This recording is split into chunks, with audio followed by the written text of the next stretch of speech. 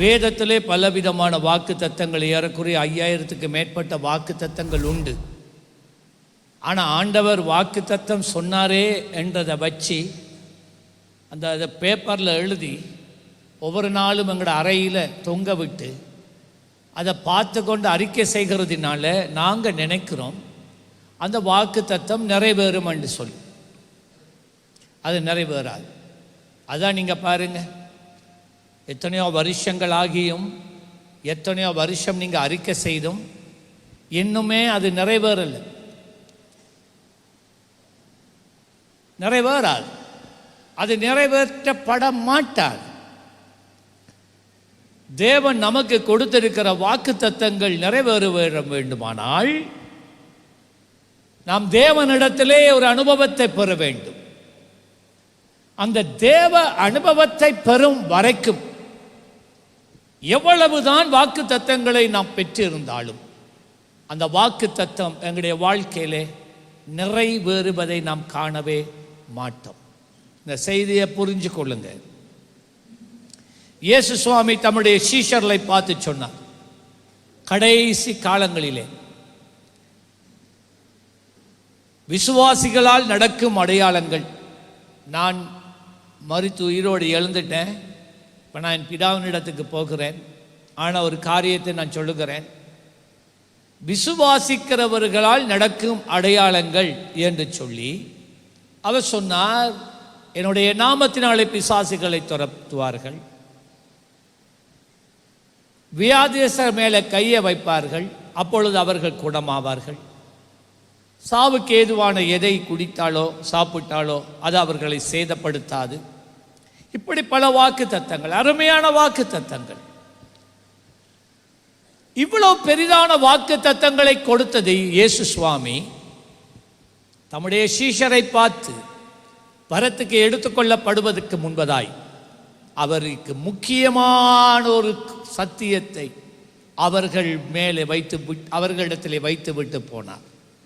அவர் சொன்னார், நான் உங்களுக்கு சொன்ன காரியங்கள் உங்களுடைய வாழ்க்கையிலே நிறைவேற வேண்டுமானால் என்று சொல்லி போட்டு அவர் சொன்னார். லூக்கா 24 அதிகாரம் 49வது வசனம். லூக்கா 24 49வது வசனத்தில் அவர் சொன்னார், என் பிதா வாக்குத்தத்தம் பண்ணினதை இதோ. என் பிதா வாக்குத்தத்தம் பண்ணினதை, இதை இயேசுவாமி எதை குறிக்கிறார்? யோவேல் தீர்க்கதரிசி கூடாக ஆண்டவர் சொன்னார், கடைசி காலங்களிலே நான் மாம்சமான யாவர் மேலும் என்னுடைய ஆவியை ஊற்றுவேன். ஏனென்றால்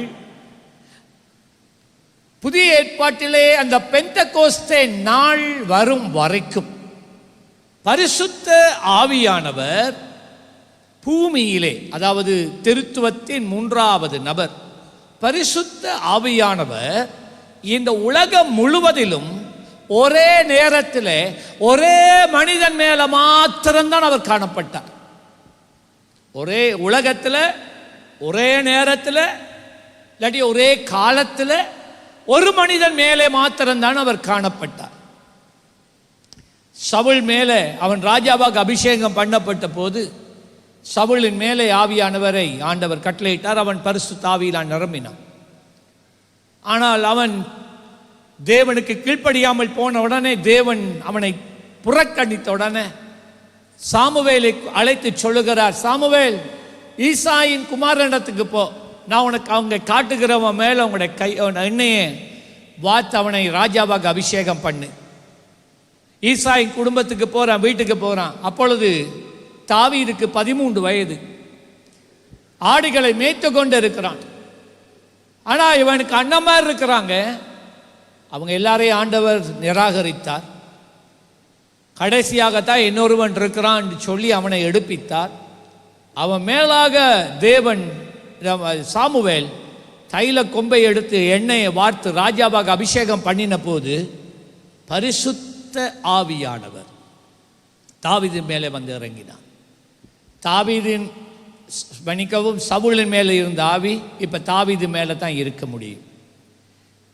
கிதியோன் இருக்கும் வரைக்கும் வேறு யார் மேலேயும் இந்த ஆவி இருக்க முடியாது.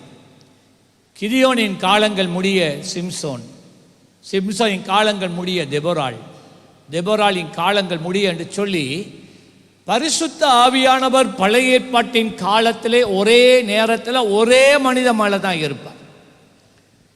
அப்படியானால் தேவனுடைய கிரியைகளை உலகத்திலே நடப்பிப்பதானால் பரிசுத்த ஆவியானவர் வேண்டுமே.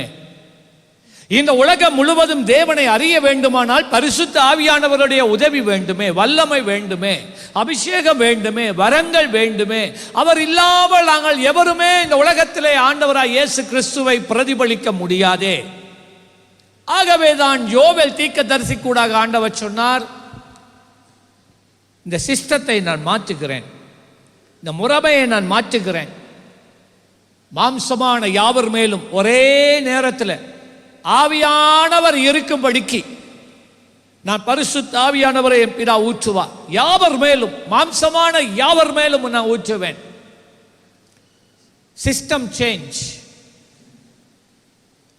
இப்போ யோவேலின் காலங்கள் முடிந்து, மல்கியாவின் காலங்கள் முடிந்து 500 வருடங்கள் போகிறது. அமைதியான காலங்கள், ஆண்டவர் மனிதனோடு பேசாத காலங்கள். கடைசி தீர்க்கதரிசியாய் நியாயாதிபதியாய் வந்து பிறப்பது யோவான் ஸ்நானகன். யோவான் ஸ்நானகன் எதற்காக வந்தார்? இயேசுவுக்கு வழியை ஆயத்தப்படுத்த வந்தார் ஊழியத்துக்கு. யோவான் ஸ்நானகன் ஊழியத்தை ஆரம்பித்து 6 மாதங்களில் இயேசு ஊழியம் ஆரம்பிக்கிறார். இயேசு ஊழியம் ஆரம்பித்து 6 மாதங்கள் ஆகிற நேரம் யோவான் ஸ்நானகன் தலை சிரச்சேதம் பண்ணப்பட்டு அவன் இரத்த சாத்தியா மறிச்சு விட்டான். சரி, இப்ப இயேசுவை சிலுவையில் அறைஞ்சிட்டாங்க. 3வது நாள் இயேசு உயிரோடு எழுந்துட்டார், பரத்துக்கு எடுத்துக்கொள்ளப்பட போறார். அந்த நேரத்தில் இயேசப்பா தம்முடைய 12 சீஷர், இப்போ 12ல் 11 தான் இருக்கு மட்டும் இல்லை, அவர்களை தாண்டி 120 சீஷர்கள் எல்லாருமா இருந்தாங்க. பெண்கள் இருந்தார்கள், சகோதரிகள் இருந்தாங்க, சகோதரர்கள் இருந்தார்கள், 120 பேர். அவர் சொன்னார், என் பிதா வாக்கு தத்தம் பண்ணினதை பாருங்க, வாக்கு தத்தம் பண்ணினதை. அப்ப ஆண்டவர் வாக்கு தத்தம் பண்ணி இருக்கலாம். திரும்ப நான் சொல்லுகிறேன், தேவன் ஒரு தீர்க்கதரிசனி கூடாகவோ, ஒரு தரிசனத்து கூடாகவோ, வார்த்தை கூடாகவோ, செய்தி கூடாகவோ, இல்லை என்றால் நீங்களுடைய தனி ஜெபத்திலேயோ தேவன் நேரடியாக உங்களுக்கு ஒரு வாக்கு தத்தத்தை கொடுத்திருக்கலாம். ஆண்டவர் வாக்கு தத்தத்தை கொடுத்தார் என்று சொல்லி அது தானாய் நிறைவேற மாட்டாது.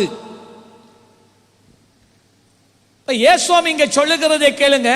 பிதா வாக்கு தத்தம் பண்ணினதை இதோ நான் உங்களுக்கு அனுப்புகிறேன், இதோ நான் உங்களுக்கு அனுப்புகிறேன். நீங்களோ உன்னதத்திலே இருந்து வரும் பெலநாள், வாசிங்க எல்லாரும், தரிப்பிக்கப்படும் வரைக்கும். எல்லாம் சொல்லுங்க, என்னவா? வரைக்கும். எல்லாம் சொல்லல, எல்லாமா வரைக்கும். நான் போறேன், நான் போனாதான், நான் போறது உங்களுக்கு நல்லது. ஏண்டா நான் போனாதான் பிதா என்ன ஒரு தேற்றரவாளனை, பரிசுத்த ஆவியானவரை உங்களுக்கு அனுப்புவார். ஆனா நீங்க சும்மா கால் ஆட்டிட்டு இருந்து அதை நீங்க பெற முடியாது. நீங்க காத்திருக்க வேண்டும். பெற்றுக்கொள்ளும் வரைக்கும் நீங்க ஜெபத்தில் இருக்கணும். பெற்றுக்கொள்ளும் வரைக்கும் நீங்க உங்களுடைய வாழ்க்கையில் உபவாசம் இருக்கணும். பெற்றுக்கொள்ளும் வரைக்கும் விசுவாசத்தை உறுதியா பிடிச்சு கொண்டிருக்கணும். விளங்கிட்டா? எங்களோட பிரச்சனை என்ன தெரியுமா? 5 நாளைக்கு நல்லா ஜெபிப்போம், நல்ல ஃபயரா இருப்போம், அதுக்கு பிறகு முடிஞ்சு. ஞாயிற்றுக்கிழமை ஆராதனைக்கு வந்தோமா, செய்தியை கேட்குறோமா, திரும்பி பூஸ்ட் ஆகுறோம். உள்ளத்தில் பெரிய உற்சாகம் வருது, வைராக்கியம் வருது. ஞாயிற்றுக்கிழமை இருந்தே ஜெபங்கள் அதிகரிக்குது, தேவனோடு செலவழிக்கிற நேரம் பெருகுது. திங்கள் செவ்வாய் புதன் ஆகிற நேரம் கொஞ்சம் ஸ்லோ டவுன். வெள்ளிக்கிழமை ஆகிற நேரம் அப்படியே செத்து போயிட்டு திரும்ப. அடுத்த ஞாயிற்றுக்கிழமை நீங்கள் வரக்குள்ள ஆவியும் இல்லை, ஒன்றும் இல்லை, வெறும் வனாந்திரம் போல நீங்கள் வாரீங்க. இங்கே இடையில நடக்கிற ஜெபங்களுக்கு வாரதில்லை, உபவாசங்களில் கலந்து கொள்றதில்லை, வேத வாசிப்பு இல்லை, தேவ காரியங்களை விட்டாச்சு. அதுதான் எங்களோட மிஸ்டேக். நாங்கள் தேவனுடைய வாக்கு தத்தங்கள் எங்களுடைய வாழ்க்கையிலே நிறைவேறாமல் இருப்பதற்கு காரணம் என்னண்டா, ஒரு காரியத்தை நம்ம பெறத்துக்கு தொடங்குறோம், ஆனால் தொடங்கி ஒரு சில நாட்களே நாம் விட்டு விடுகிறோம். அங்கதான் ப்ராப்ளமே இருக்கு. இயேசு சுவாமி இங்க என்ன சொல்றார் என்றால், என் பிதா உங்களுக்கு கொடுத்த வாக்கு தத்தத்தை பெறும் வரைக்கும், எல்லாம் சொல்லுங்க வரைக்கும், பக்கத்தால தட்டி சொல்லுங்க, பெற்றுக்கொள்ளும் வரைக்கும் தரித்திருங்கள்.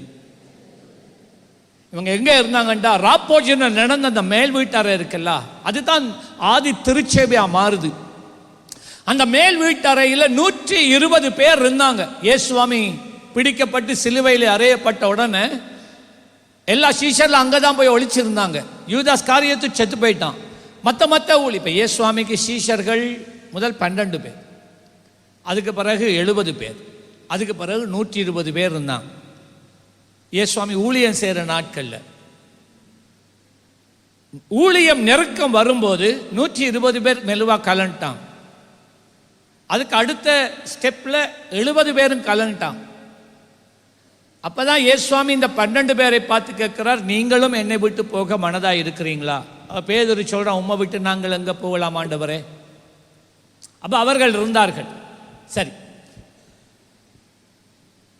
இப்ப இயேசுவாமி மரித்து உயிரோடு எழுந்தது பிறகு இப்ப 120 சீஷர்கள் அங்க மேல் வீட்டறையில் இருக்கிறான். இயேசுவாமி என்ன தெரியுமா சொன்னார்?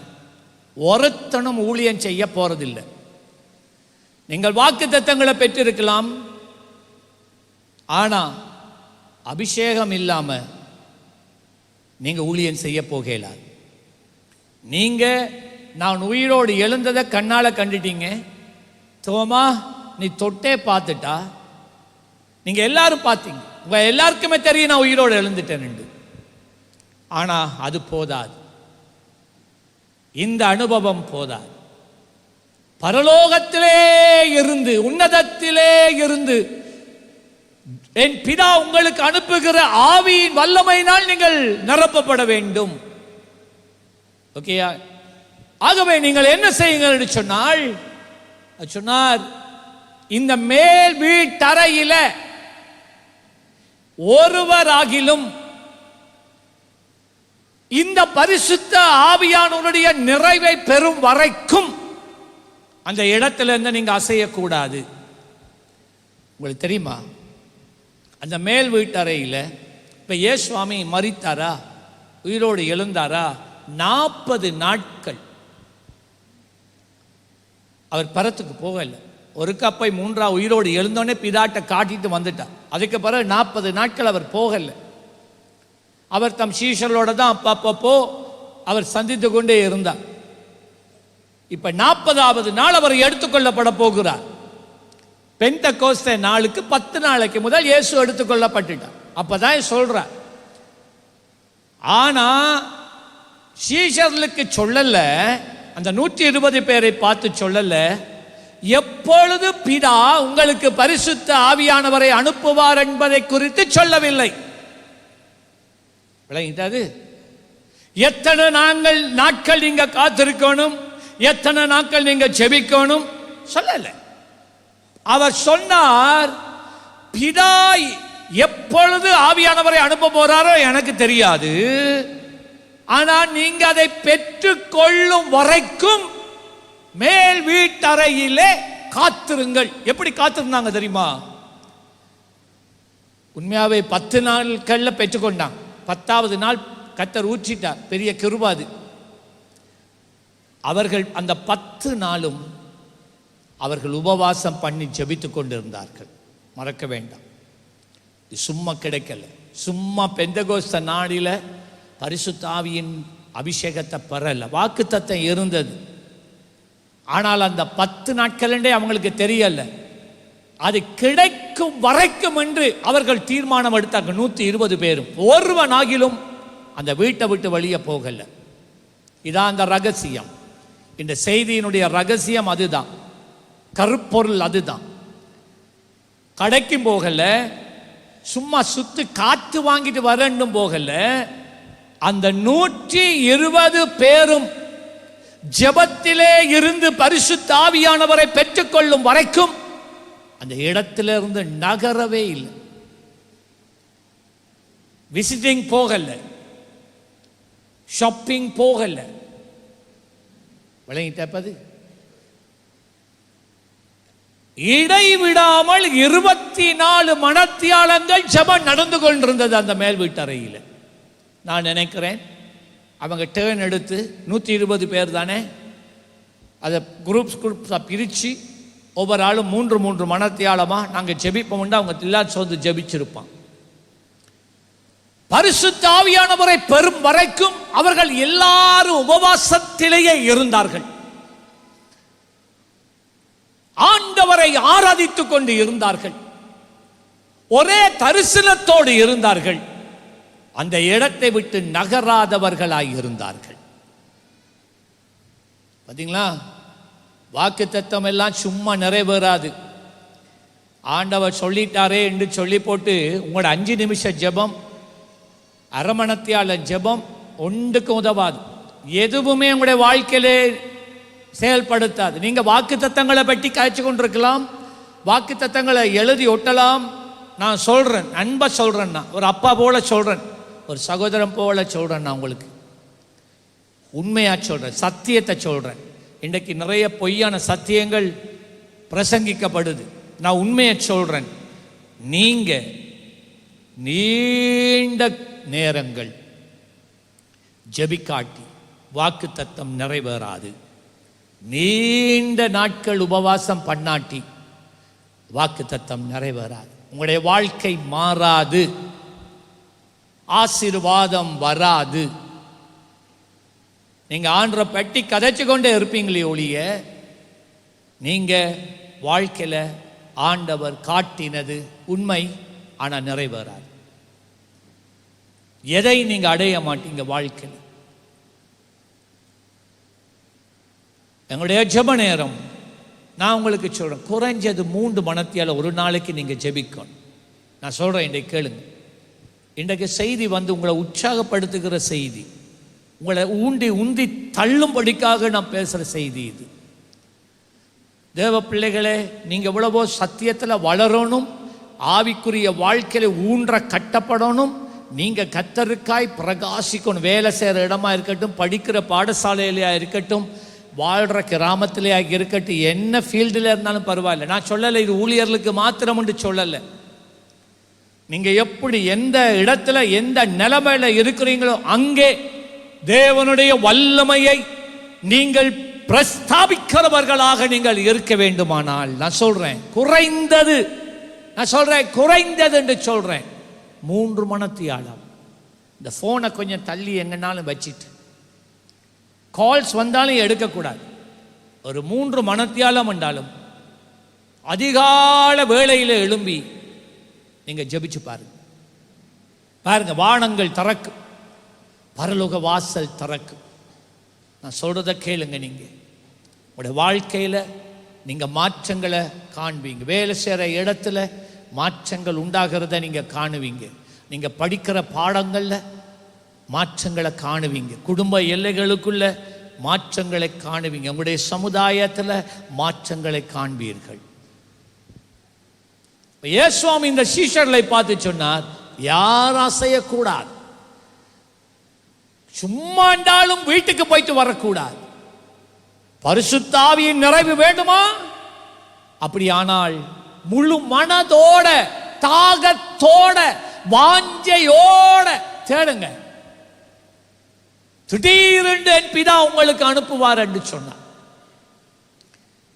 10 நாட்கள் தான் இவங்களுக்கு எடுத்தது. 10வது நாள் பெந்தெகோஸ்தே நாள் திடீரென்று பரிசுத்த ஆவியானவரை ஆண்டவர் அனுப்பினார். வானத்தின் பலகணி திறக்கப்படுகிறது. எல்லாரும் அந்நிய பாஷையில பேசுறாங்க. அபிஷேகம் நதியா பாயுது. 120 பேர் அந்நிய பாஷையில பேசினா எவ்வளவு வல்லமையா இருந்திருக்கும் என்று யோசிச்சு பாருங்களேன். சூழ இருக்கிற ஜனங்கள், புறஜாதி ஜனங்கள், அவர்கள் ஆச்சரியப்படுகிறார்கள். என்னப்பா இது? அவங்க வந்து பார்க்கிற நேரத்தில் அவங்க ஒவ்வொருவருடைய தலைக்கு மேல, சிரசுக்கு மேல அக்கினிமயமான நாவுகை இருக்கு. ஆனா நெருப்பி அறிஞ்சு கொண்டு இருக்கு.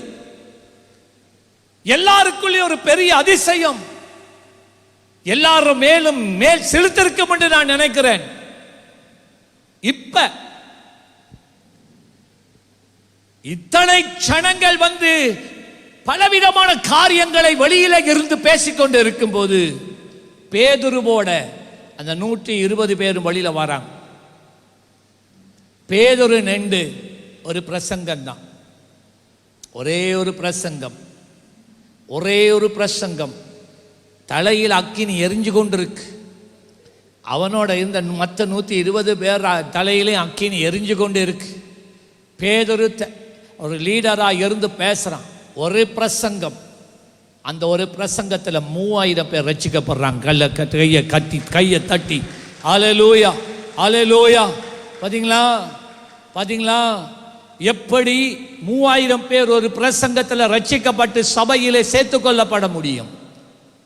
ஒரே பிரசங்கத்தில் 3120 பேர் வந்து சேர்ந்துட்டான் இப்ப அந்த சபைக்குள்ள.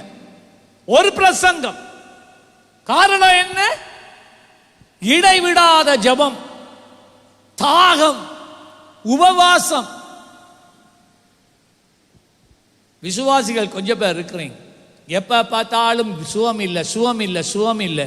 நான் சொல்றேன், ஏன் என்ன உங்களுக்குள்ள தேவனுடைய சுகத்தை நீங்க காணாம இருக்கிறதுக்கு காரணம் என்னன்னு சொல்றேன். நீங்க ஜெபிக்க வேண்டிய அளவு ஜெபிக்கல.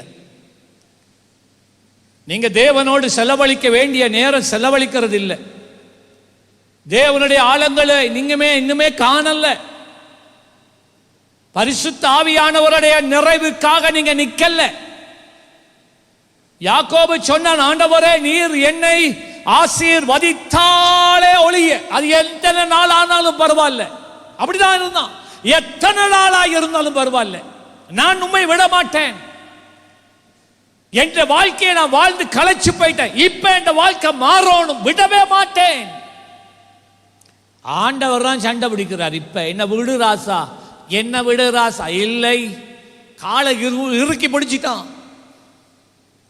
விடமாட்டேன். ஆசீர்வதிக்கும் வரைக்கும், நான் உம்மிடத்தில் எதிர்பார்க்கிறதை நீர் எனக்கு தரும் வரைக்கும் நான் உம்மை விட மாட்டேன். எப்படி யாக்கோபு ஆண்டவரை தேடினான் தெரியுமா?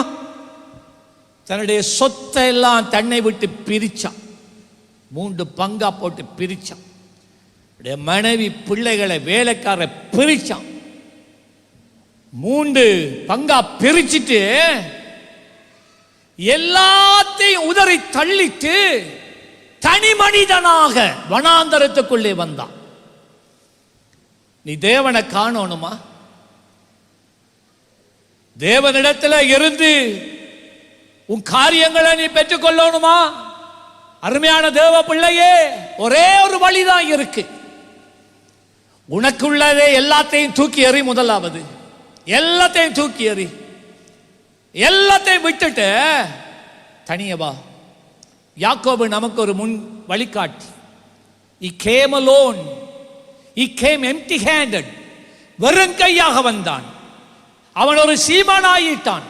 அவன் ஆசீர்வதிக்கப்பட்டுட்டான். ஆனா இப்ப எனக்கு என்னன்னா, இதெல்லாம் என்ன பிரயோஜனம்? என் உயிர் போக போதே, இதுக்கெல்லாம் என்னத்துக்கு எனக்கு இதெல்லாம்? எனக்கு இப்ப தேவையானது என்னென்ற ஆண்டவருடைய அபிஷேகம். அதான் எனக்கு வேண்டும். நான் அவரை பார்க்க வேண்டும். நான் அவரோடு ஒரு சந்திப்பை ஏற்படுத்த வேண்டும். வனாந்தரத்துக்கு போனான். யாருமே மனிதரே இல்லாத இடத்துக்கு போனான். கர்த்தர் அங்கே அவனை சந்தித்தார். மோசே பார்வோனுடைய அரண்மனையிலே குழந்தையா இருந்து வளர்கிறான். 40 வருஷம். 40 வருஷமாகிற போது தேவனுடைய ஆவியானவர் அவனுடைய உள்ளத்தில் கிரியை செய்ய ஆரம்பித்தார். தம்பி, உன்னை குறித்த என்னுடைய திட்டம் பெரியதாய் இருக்கிறது. உன்னை குறித்த என்னுடைய யோசனை பெரியது. உன்னை கொண்டுதான் அடிமைகளாய் இந்த தேசத்தில் 430 வருஷம் அடிமைகளாய் இருக்கிற என் ஜனத்தை இந்த பார்வோன் என்கின்றவனுடைய பலத்த கரத்திலே இருந்து விடுதலையாக்கி நான் கொண்டு போக போகிறேன் என்று சொன்னார்.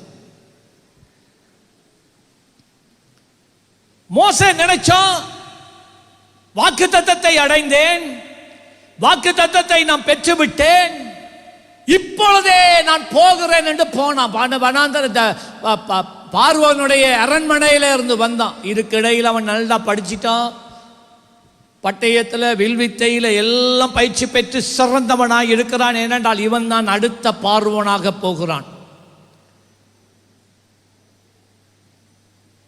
அங்கே பார்த்தால் ஒரு எகிப்தியன் ஒரு இஸ்ரவேலனை துன்பப்படுத்தி கொண்டு இருக்கும்போது ஒரே ஒரு அடிதான் ஐயா கொடுத்தான். அவன் அந்த மாதிரி அவன் ட்ரெயின் பண்ணப்பட்டு இருந்தான். ஏன் தெரியுமா அவன் கொடுத்தான் ஒரு அடி? ஆண்டவர் பேசிட்டாரே, உள்ளத்தில் ஆண்டவர் பேசிட்டாரே, நீதான் மகனே, உன்னை கொண்டுதான் என் ஜனங்களை நான் ரட்சிக்க போகிறேன். ஆனால் இந்த மோசைக்கு கர்த்தரிடத்திலே காத்திருந்து அவருடைய பலத்தை பெற அவனுக்கு தெரியவில்லை. அவன் தன்னுடைய சுயபலத்தை நம்பி போனான், மாம்ச பலத்தை நம்பி போனான், அவனுடைய அனுபவங்களை நம்பி போனான். ஒரே அடி குடிச்சா எகிப்தியன் செத்து போயிட்டான். குழியை தோண்டி அங்கே தாட்டிட்டு நல்ல பிள்ளை போல அரண்மனைக்கு போயிட்டான். 2 நாள் 3 நாள் கழிஞ்சு போகுது. யாருக்கு இந்த கதை தெரியாது என்று சொல்லி திரும்பவும் வாரான். இப்போ என்ன நடக்குதுன்னு பார்ப்போம். ஏண்டா ஆண்டவருடைய அழைப்பு, தேவன் சொன்ன காரியம், காண்பித்த தரிசனம் அவனுக்குள்ள பொங்கி பொங்கி பொங்கி கொண்டு இருக்கு. ஆகவே அவனால அரண்மனையில இருக்க முடியல, அவன் வந்துட்டான் வழியில.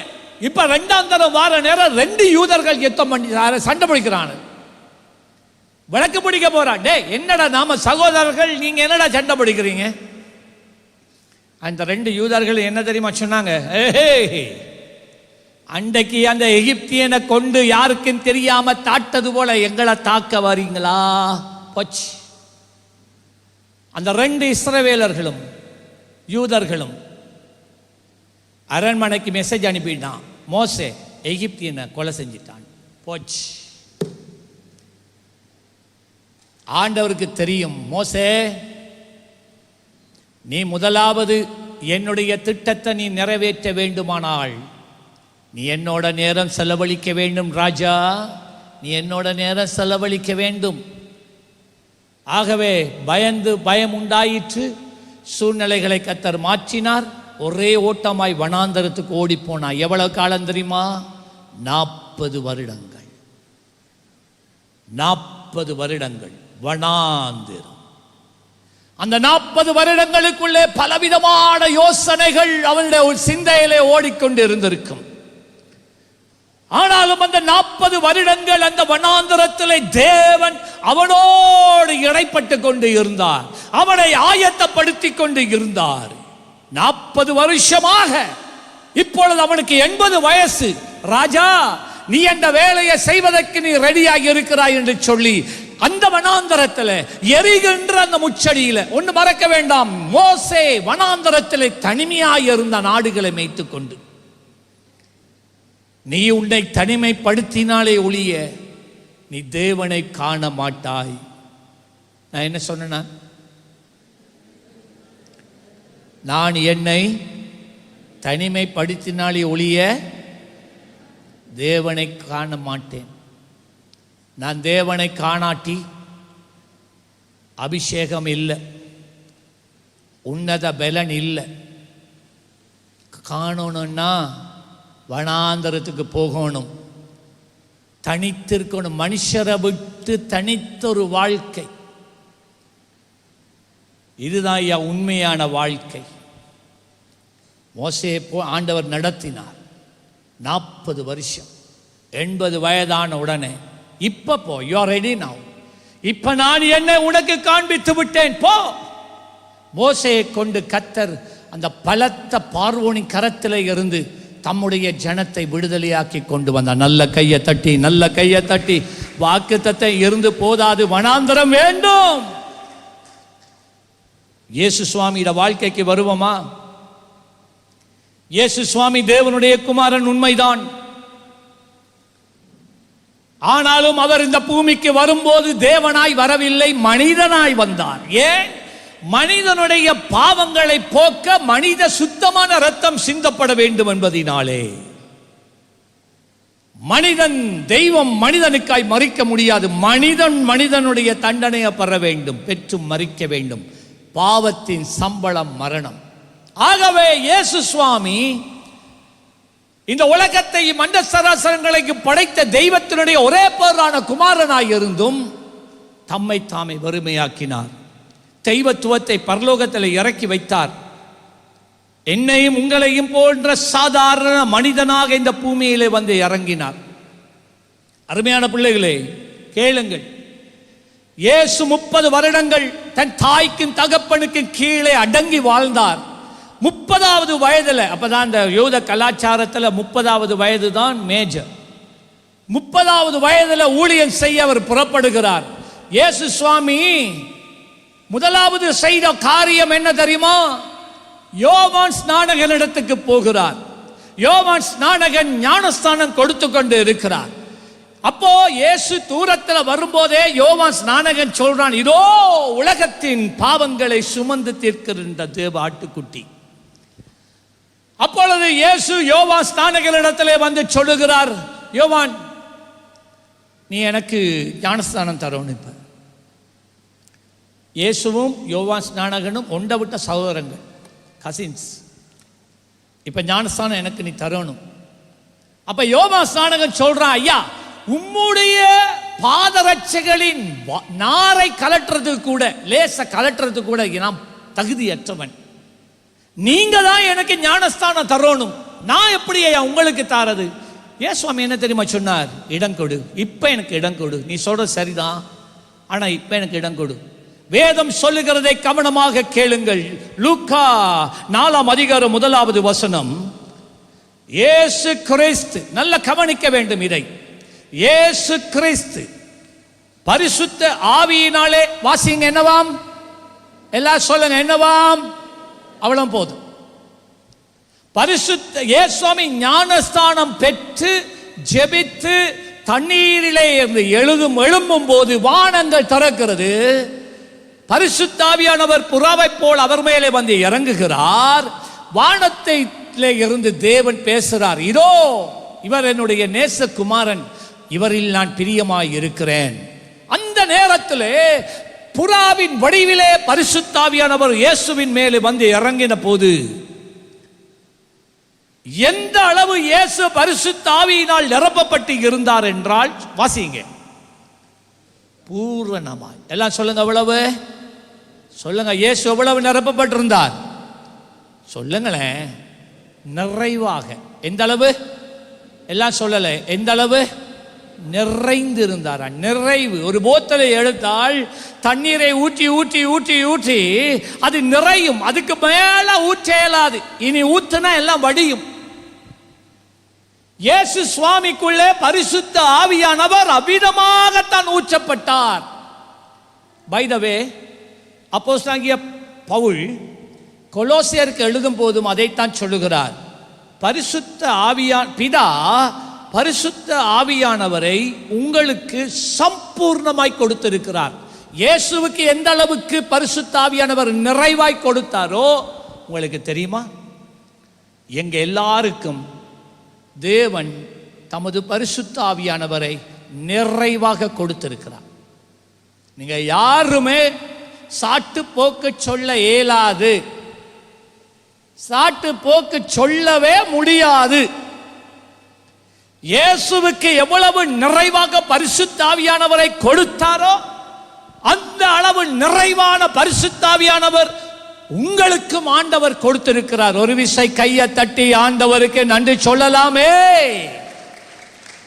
ஆனால் பிரியமானவர்களே, இயேசு கிறிஸ்து பரிசுத்த ஆவியானவரால் நிறைந்திருந்தும் அந்த நிறைவு ஊழியம் செய்வதற்கு, தேவனுடைய சித்தம் அவருடைய வாழ்க்கையிலே நிறைவேறுவதற்கு போதாது போதாது போதாது. நீங்கள் பரிசுத்த ஆவியின் நிறைவிலால் நிறைந்திருக்கிறீர்கள். ஆனால் உங்களுக்கும் இந்த உலகத்தில் இருக்கிற ஜனங்களுக்கும் இடையில வித்தியாசமே இல்லாமல் இருக்கிறதுக்கு காரணம் அதுதான். நீங்க பரிசுத்த ஆவியானவரை பெற்றிருக்கிறீங்க, பெற்றிருக்கிறார்கள் கையை உயர்த்தியோருக்கா காட்டலாமே பார்ப்போம். ஆமென். ஹல்லேலூயா சொல்லுங்களேன், சொல்லுங்களேன் ஹல்லேலூயா. அது போதாது. பரிசுத்த ஆவியின் நிறைவை வைத்துக் கொண்டு நாம் இந்த உலகத்தில் எதையும் சாதிக்க முடியாது. இப்ப பாருங்கள், பரிசுத்த ஆவியானவர் என்ன செய்கிறார்? இயேசு பரிசுத்த ஆவியினாலே நிறைந்தவராய், வாசிங்க எல்லாரும், யோர்தானை விட்டு திரும்பி அடுத்தது என்ன சொல்லுங்க? ஆவியானவரினாலே வனாந்தரத்துக்கு என்ன செய்கிறார்? பாத்தீங்களா, பாத்தீங்களா? நிறைவு காணாது. ஆவியானவர் நிறைவாய் வந்த ஆவியானவர் இப்ப இயேசுவை எங்க தெரியுமா கொண்டு போறார்? இந்த நிறைவோட நீர் ஊழியம் செய்ய முடியாது. வாரும் வனாந்தரத்துக்கு. 40 நாட்கள் இயேசு தண்ணீரும் இல்லாமல், ஆகாரம் இல்லாமல், அதுக்கு ஆங்கிலத்தில் சொல்ற உபவாசம் ட்ரை ஃபாஸ்ட். உபவாசங்கள்ல பல உண்டு. பழங்களை மாத்திரம் சாப்பிடுற உபவாசம் உண்டு. மரக்கறி மாத்திரம் சாப்பிடுகிற உபவாசம் உண்டு. 2 நேரம் ஆகாரங்களை தவிர்த்து ராத்திரி வேளையில் சாப்பிடுகிற ஒரு உபவாசம் உண்டு. 3 நேரம் தவிர்த்து தண்ணீரோட மாத்திரம் இருக்கிற உபவாசம் உண்டு. அந்த முச்சக்கட்ட உபவாசம் என்ன தெரியுமா? ஒரு துளி தண்ணீர் கூட குடிக்காம, ஒரு பிஸ்கட் கூட வாயில போடாம உபவாசம் பண்றது. நாங்க அந்த சபையில் இருக்கிற நேரம், அங்க சர்ச்சில் இருக்கக்குள்ள புதன்கிழமை ஹீலிங் சர்வீஸ் காலையில் ஆண்டவர் எனக்கு உணர்த்தினபடினால தான் அதை நான் செய்தேன். நீங்க எல்லாரும் பார்க்கலாம், எங்க இருந்து உங்களுக்கு இந்த வல்லமை வந்தது, எப்படி உங்களுக்கு இந்த வல்லமையை பெற்றுக்கொண்டீங்க, எப்படி இந்த சபை வளர்ந்தது. இதான் அந்த ரகசியம். உபவாசமாக வாழ்ந்தது ஒரு காலம் இருக்கட்டும். ஆனால் ஆண்டவர் ஒரு நாள் என்னை பார்த்து சொன்னார், தம்பி, I want you to do a try fast. தண்ணீர் கூட இல்லாத, எடுக்காத ஒரு உபவாசம் நீ எனக்காக பண்ண வேண்டும் என்றார். நான் சொன்னேன், எனக்கு பழக்கமே இல்லை ஆண்டவரே, செய்து பார்க்குறேன். புதன்கிழமையில மாத்திரம் காலையில் 6 மணிக்கு தேத்தண்ணி குடிச்சேன்னு அவ்வளோதான். காலையில் 6 மணிக்கு பிறகு பின்னேரம் எங்களுடைய சுகமளிக்கும் ஆராதனை 7-7:30 மணிக்கு தான் முடியும். அதுக்கு பிறகு தான் ஒரு கிளாஸ் தான் தண்ணி. இவ்விதமான உபவாசத்துக்கு நான் என்னை ஒப்பு கொடுத்தேன். ட்ரை ஃபாஸ்ட், வறுமையான உபவாசம். அதை கேட்ட இந்த ஜபத்துக்கு வர்ற எங்களோட ஊழியர் கூட்டம் 45 பேர். அப்ப அது சொல்லார்கள், நாங்களும் தண்ணீர் இல்லாத உபவாசத்தோட நாங்களும் நிற்க போறோம் என்று சொன்னாங்க. ஆனா அதுக்குள்ள சிலர் வந்து சில கதைகளும் கதைச்சாங்க. நம்மாக்க தான் விசுவாச கதை, சாத்தாண்ட விசுவாச கதை இருக்கு தெரியுமா? அது தண்ணீர் இல்லாம உபவாசம் இருந்தா கிட்னி எல்லாம் பலதாயிரும். மொக்கு சனமே, தண்ணீர் இல்லாம உபவாசம் இருந்து பாரு, பலதா போன கிட்னி சுகமா வரும், புது கிட்னியா மாறும். அது சொன்னாங்க. அவருக்கு என்ன, அவர் ஏசியில இருப்பார், நாங்க வெயில இருக்கிறோம்ண்டாங்க. நான் ஏசியில இருக்கிறதே இல்லை. அந்த இதில் ஒரு ஏசி இருந்தது உண்மை. அது பப்பா பேரி வந்தா மாத்திரம்தான் அந்த ஏசியை நாங்கள் ஆன் பண்ணுறோம் ஒரு வருஷத்தில். இல்லாட்டி எங்களுக்கெண்டு எனக்கெண்டு ஒரு நாளும் அந்த ஏசியை போட்டுட்டு நான் தூங்கினதே கிடையாது. அப்படியெல்லாம் சொன்னாங்க. நம்மாக்கள் தான், ஜெபிக்கிறாக்கள் தான் சொன்னாங்க. இதெல்லாம் பிசாசு எங்களை சோர்வடைய பண்ணும்படி பேசுகிற பேச்சுக்கள். நீ என்ன பேசிட்டு போ, எனக்கு வேணும் வல்லமை, எனக்கு வேணும் அபிஷேகம், எனக்கு வேண்டும் தேவனுடைய அக்கினி. இருந்தோம். தேவன் ஊழியத்தின் மேலே அவருடைய வல்லமையை இறக்க ஆரம்பித்தார். அதால தான் இந்த சபை வளர்ந்தது. அதன் பின்பதாக நான் முழு நேர ஊழியத்துக்கு, இந்த உபவாசத்துக்கு மாறினேன். வாழ்க்கையில் புதன்கிழமையிலே ஞாயிற்றுக்கிழமை மாத்திரம்தான் மத்தியானம் சாப்பிடுவேன். மற்ற நாட்களில் இரவு மட்டும்தான் சாப்பிடுவேன். அந்த பிரதிஷ்டையோடு தான் ஆண்டவர் என்னை அழைத்தார். அடுத்த கட்டம், இந்த ஊழியன் சும்மா வளரல. அற்புதங்களும் அடையாளங்களும் அதிசயங்களும் சும்மா நடக்கல. அந்த வனாந்தரம் இயேசு சுவாமியை பரிசுத்த ஆவியானவரே வனாந்தரத்துக்கு நடத்தி போனார். என்ன உபவாசம்? தம்பி வா ராசா, ஊழியத்துக்கு முதல் உபவாசம் பண்ணணும். என்னுடைய வாக்குத்தத்தம் உன்னுடைய வாழ்க்கையில நிறைவேறுவதற்கு முன்பதாக நீ உபவாசம் பண்ணணும். எப்படிப்பட்ட உபவாசம்? தண்ணீர் இல்லாத உபவாசம். எப்படிப்பட்ட உபவாசம்? ஆகாரம் இல்லாத உபவாசம். எப்படிப்பட்ட உபவாசம்? மனிதரே இல்லாத, மனிதரே பேசாத, மனிதரையே காணாத 40 நாள் உபவாசம். முடியுமா? இயேசு ஒப்பு கொடுத்தார். இயேசு சுவாமி ஒப்பு கொடுத்தார். 40 நாட்கள். இப்ப வாசிங்க, லூக்கா 4ஆம் அதிகாரம் 2ஆம் வசனத்தை வாசிக்கிறேன். 40 நாள் பிசாசினால் சோதிக்கப்பட்டார். அந்த நாட்களில் அவர் ஒன்றும் புசியாது இருந்தார். அந்த நாட்கள் முடிந்த பின்பு அவருக்கு பசி உண்டாயிற்று. இப்ப 14வது வசனம், அந்த உபவாசத்தின் பலனை பாருங்க. பின்பு இயேசு, எல்லாரும் வாசிங்க. பின்பு இயேசு என்னவாம்? சொல்லுங்க. பின்பு இயேசு என்னவாம்? ஆவியானவருடைய பலத்தினால். பாத்தீங்களா? வனாந்தரத்துக்குள்ளே போகிறார். உபவாசத்துக்குள்ளே போனது பரிசுத்த ஆவியின் நிறைவோட. சொல்லுங்க, பரிசுத்த ஆவியின் நிறைவு. ஓ ரபா கரிய சேலபா காரிய சந்தனமா. கரங்கள் உயர்த்தி கொண்டு ஒரு நிமிஷம் அந்நிய பாஷையில செபிங்க. எல்லாரும் எல்லாரும் எல்லாரும் ஏ பரா கந்தானமா கேதோ செகலே தனமா கலாசா ஏகோ பாரா ஹந்தேனே கேரியா தபரா கே பேலியந்தே நமா கோபலா ஷேகலா இத்துனமே கேரியலந்துனமா கலபா ஷேகே. ஹல்லேலூயா சொல்லுங்க.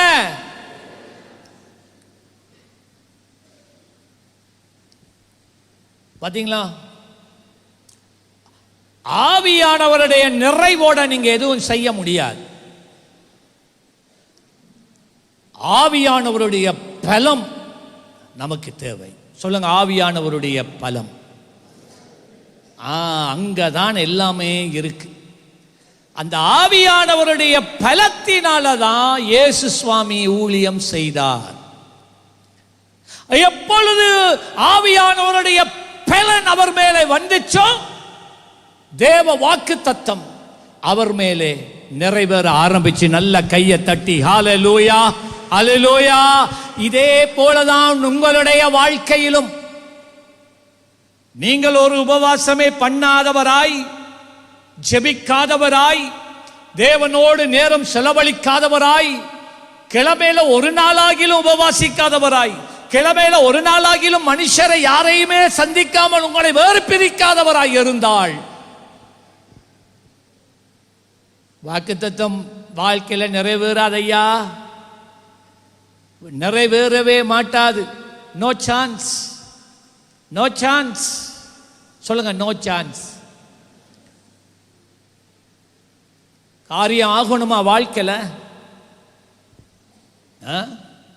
ஒரே ஒரு வழி அதுதான், ஒரே ஒரு வழி அதுதான். இப்ப பாருங்க என்ன நடக்கிறது. ஆவியானவருடைய பலத்தினாலே கலிலேயாவுக்கு திரும்பி போனார். அங்கதான் அவருடைய ஊழியம். இப்ப என்ன நடக்கிறது? அவருடைய கீர்த்தி சுற்றிலும் இருக்கிற தேசம் எங்கும் பரம்பிற்று பரம்பிற்று பரம்பிற்று. ஹல்லேலூயா சொல்லுங்களேன். இயேசு 40 நாட்கள் உபவாசம் இருந்தார். மோசே 2 தடவை 40 நாட்கள் உபவாசம் இருந்தான். எலியா 40 நாட்கள் உபவாசம் இருந்தான். உங்களுடைய நிலவரம் எப்படி இருக்கு? ஒரு நேரம் கூட சாப்பிட இல்லாத மாதிரி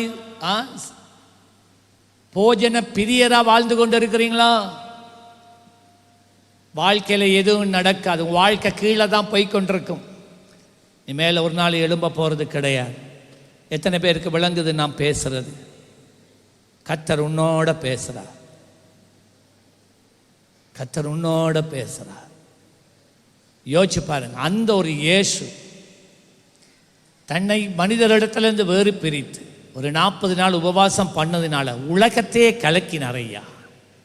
நாம் எல்லாரும் மனுஷரை விட்டு எங்களை கொஞ்சம் பிரித்து 40 நாட்கள் உபவாசம் பண்ணி நாம் கர்த்தர் பாதத்திலே விழுந்து கிடந்தாள் எவ்வளவு மகிமையான காரியம் இந்த தேசத்தில் கர்த்தர் நம்மை கொண்டு செய்வார்.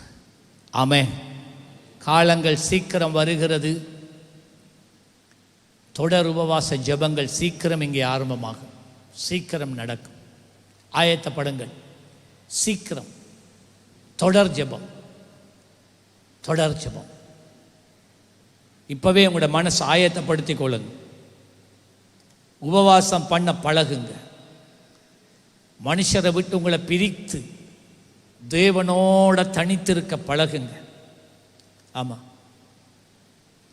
தானியேல் 10ஆம் அதிகாரம் 2ஆம் 3ஆம் வசனத்தில், அந்த நாட்களிலே தானியேலாகிய நான் 3 வாரம் முழுவதும் துக்கித்துக் கொண்டு இருந்தேன். தானியேலுடைய உள்ளத்துல ஏதோ ஒரு உணர்வு உண்டாயிற்று. தேவன் அவனுக்கு ஒரு வெளிப்பாட்டை கொடுக்க போகிறதை அவன் உணர்ந்திருந்தான். ஆகவே தானியேல் என்ன செய்கிறான்? அவன் உபவாசத்தில் உட்கார்றான். உபவாசத்தில் உட்கார்றான். முதலாம் நாள் ஜெபிக்கிறான், ஒன்றுமே நடக்கல. 2ஆம் நாள் ஜெபிக்கிறான், ஒன்றுமே நடக்கல. 7 நாள் ஜெபிக்கிறான், ஒன்றுமே நடக்கல. 2 வாரம் 14 நாட்கள் ஜெபிக்கிறான், எதுவுமே நடக்கல. 20 நாட்கள் ஜெபிக்கிறான், எதுவுமே நடக்கல. ஆனால் தானியேல் ஜெபத்தை விடவில்லை. ஆனால் தானியேல் உபவாசத்தை விடவில்லை. பெற்றுக்கொள்ளும் வரை காத்திருந்து இயேசு சொன்னார். உன் ஜெபத்துக்கு பதிலை பெற்றுக்கொள்ளும் வரை போராடு. உன்னுடைய வாக்கு தத்தம் நிறைவேறும் வரைக்கும் வனாந்தரத்தில் உட்காரு. ஒரு ஆமென் சொல்லலாமே. உங்களால முடியும். நான் சொல்றேன், உங்க ஒவ்வொருவராலையும் முடியும். உங்களால முடியும். உங்களால முடியும். நான் ஒரு பிள்ளை என்று சொல்ல வேண்டாம்.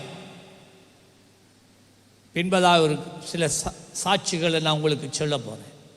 நான் ஒரு பிள்ளை என்று சொல்ல வேண்டாம். பிள்ளைகளும் உபவாசம் பண்ணி ஜெபிக்க தொடங்கி பாருங்க. தேவனுடைய வல்லமை மின்சாரம் போல உடைய வாழ்க்கையிலிருந்து கடந்து செல்லும்.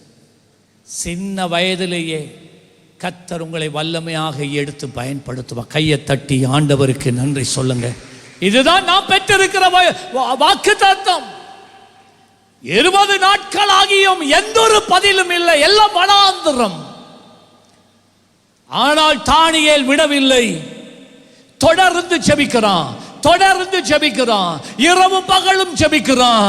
உபவாசம் இருந்து ஜெபிக்கிறான். மனிதரை விட்டு, வேலையை விட்டு தன்னை ஒதுக்கி ஜெபிக்கிறான். என்ன ஆண்டவரே, என்ன ஆண்டவரே, என்ன காரணம் ஆண்டவரே, என்னத்தை எனக்கு வெளிப்படுத்த நீர் இருக்கிறேன். ஆவிக்குரிய பரிமாணத்தில் என்ன நடந்து கொண்டு இருந்தது என்பதை தானியேல் அறிந்திருக்கவில்லை. சரியாக 21வது நாள் 3வது வாரம் முடிய இதோ வருகிறான் காபிரியேல் தூதன். 3வது வசனம், அந்த 3 வாரங்களாகிய நாட்கள் நிறைவேறும் மட்டும், நிறைவேறும் மட்டும் ருசிகரமான அப்பத்தை நாம் புசிக்கவும் இல்லை, இறைச்சியை திராட்சை ரசத்தை என் வாய்க்கு பயக்கவும் இல்லை, நாம் பரிமள தைல பெர்ஃப்யூம் கூட நாம் போடவில்லை. 3 வாரமாக காபிரியேல் தூதன் வந்து நிற்கிறான் முன்ன. பயந்தான், திகில் உண்டாயிற்று. என்னையா, என்ன தெரியுமா, என்ன தெரியுமா? காபிரியேல் தூதன் தானியேலுக்கு சொன்னார், நீ உபவாசத்தில், நல்ல கேளுங்க, நீ உபவாசத்தில் குந்தின முதல் நாளே, சொல்லுங்க முதல் நாளே, சொல்லுங்க உபவாசத்தில் குந்தின முதல் நாளே. காபிரியேல் சொன்னா, தேவன் உன்னை ஜெபத்தை கேட்டு உனக்குரிய பதிலோட வெளிப்பாட்டோட என்னை அனுப்பினார். விளைந்தா? ஆனா தேவனுடைய வெளிப்பாட்டை எடுத்துக்கொண்டு நான் உன்னிடத்திலே வருகின்ற போது வான மண்டலத்திலே கிரிய செய்கிற பொல்லாத ஆவிகள் என்னை சிறைப்பிடித்து என்னை காவலிலே அடைத்து வைத்தார்கள். காவலிலே அடைத்து வைத்தார்கள். காபிரியல் தூதன் யுத்தம் பண்ணுகிற தூதன் அல்ல. காபிரியல் தூதன் யுத்தம் பண்ண மாட்டார். ஓகே. ஆகவே லூசிபர் அவன்தான் சாத்தான். அவனுடைய தூதர்கள் அவனை பிடித்து காவல்ல அந்தரங்கத்தில் வைத்து விட்டார். அப்ப ஆண்டவர் என்ன செய்திருக்கணும்? மிகாவேல அனுப்பியிருக்கணும். எல்லாம் உடனே மிகாவேல உடனே அனுப்பியிருக்கலாமே. ஏன்னா மிகாவே தான் யுத்தம் பண்ணுகிறவன். மிகாவேல உடனே அனுப்பியிருக்கலாமே. இவன் லூசிபர் இப்படித்தான். இவன் எப்ப பார்த்தாலும் இந்த வேலை தான் பார்த்துட்டு இருக்கிற லூசிபர், போ காபிரியலுக்காக யுத்தம் பண்ணி அவனை விடுதலை செய், செய்தியை கொண்டு போகட்டும். முதல் நாளே ஆண்டவருக்கு செய்ய தெரியாமலா? தேவன் செய்யவில்லை. ஏன் செய்யவில்லை? தானியேலுக்கும் எங்களுக்கும் இந்த ஆவிக்குரிய பாடத்தை கற்றுக் கொடுக்கும்படிக்கு அவரும் பொறுமையாயிருக்கிறார். தானியேல் என்ன செய்கிறான் என்று பார்ப்போம். உபவாசத்தை இடையில நிப்பாட்டிடுவான் என்று பார்ப்போம். ஜபத்தை நிறுத்திடுவானா என்று பார்ப்போம். தானியேல் இடையிலே சோர்ந்து போயிடுவானா என்று பார்ப்போம். அவனுக்குள்ள எந்த அளவுக்கு தாகம் இருக்கு, எந்த அளவுக்கு அவனுக்குள்ளே வாஞ்சை இருக்கு பார்ப்போமே. பார்க்கிறார். 1 நாள் 2 நாள் 7 நாள் 14 நாள். தானியேல் விடுற மாதிரி இல்ல. யாக்கோபை போல 120 சீஷர்களை போல பெற்றுக்கொள்ளும் வரை, பெற்றுக்கொள்ளும் வரை சொல்லுங்க, பெற்றுக்கொள்ளும் வரை. எல்லாரும் சொல்லல, பெற்றுக்கொள்ளும் வரை. ஹல்லேலூயா. நான் பெற்றுக்கொள்ளும் வரை நான் விடவே மாட்டேன். உபவாசம் பண்ற லேஸ் இல்லை, செபிக்கிறது லேஸ் இல்லை, கஷ்டம். கையை உயர்த்தி கொண்டு ஜெபிக்கிறது லேஸ் இல்லை, கடுக்கும், கஷ்டம். முழங்கால இருந்து ஜெபிக்கிறது லேஸ் இல்லை, கஷ்டம். ஆனா அங்கதான் ஐயா ஜெயமே இருக்கு. ஆமென் சொல்லுங்களேன். அங்கதான் பெரிய வெற்றியே இருக்கிறது. கர்த்தர் எல்லாம் கவனிக்கிறார். கடைசியா பார்த்தார். ஆண்டவர் சொன்னார், 21 நாள் போதும். இவன் 21 நாள் அல்ல, 40 நாள் காபிரியல் தூதனை விடுதலை செய்யட்டும். உபவாசத்தில் இருப்பான் போலதான் இருக்கு, விடமாட்டான் போல இருக்கு. 60 நாள் இவனை விட்டாலே அப்படித்தான் இருப்பான் போல இருக்கு. 100 நாட்கள் இப்படிதான் விடாம இருந்தாலும் அவன் இப்படித்தான் இருப்பான் போல இருக்கு. ஆகவே மிகாவேல் போ, லூசிபரோட யுத்தம் பண்ணு, காபிரியல் தூதனை விட்டுடு சொன்னனே. 3 வாரங்கள் முடிய 21வது நாள் வந்து கையை கட்டிட்டு நிற்கிறான். ஆமென் சொல்லுங்களேன். அன்றைக்கு தானியேலுக்கு கொடுக்கப்பட்ட வெளிப்பாடு தான் இன்று உலகத்தில் இப்ப நடந்து கொண்டிருக்கு. பிரியமானவர்களே, நீ பெற்றுக்கொள்ளும் வரை காத்திருக்க பழக வேண்டும். உங்களுக்கு தெரியுமா, ஒரு பாஸ்டர் அவருடைய சாட்சியை நான் சொல்ல கேட்டேன். அந்த பாஸ்டர் சொல்லுகிறார், என்னுடைய தகப்பனார் இலங்கையில், ஒரு வெளிநாட்டில், என்னுடைய தகப்பனார் எங்களோட கிராமத்தில் இருக்கிற பெரிய மந்திரவாதி. அவர் தான் டாப் மந்திரவாதி.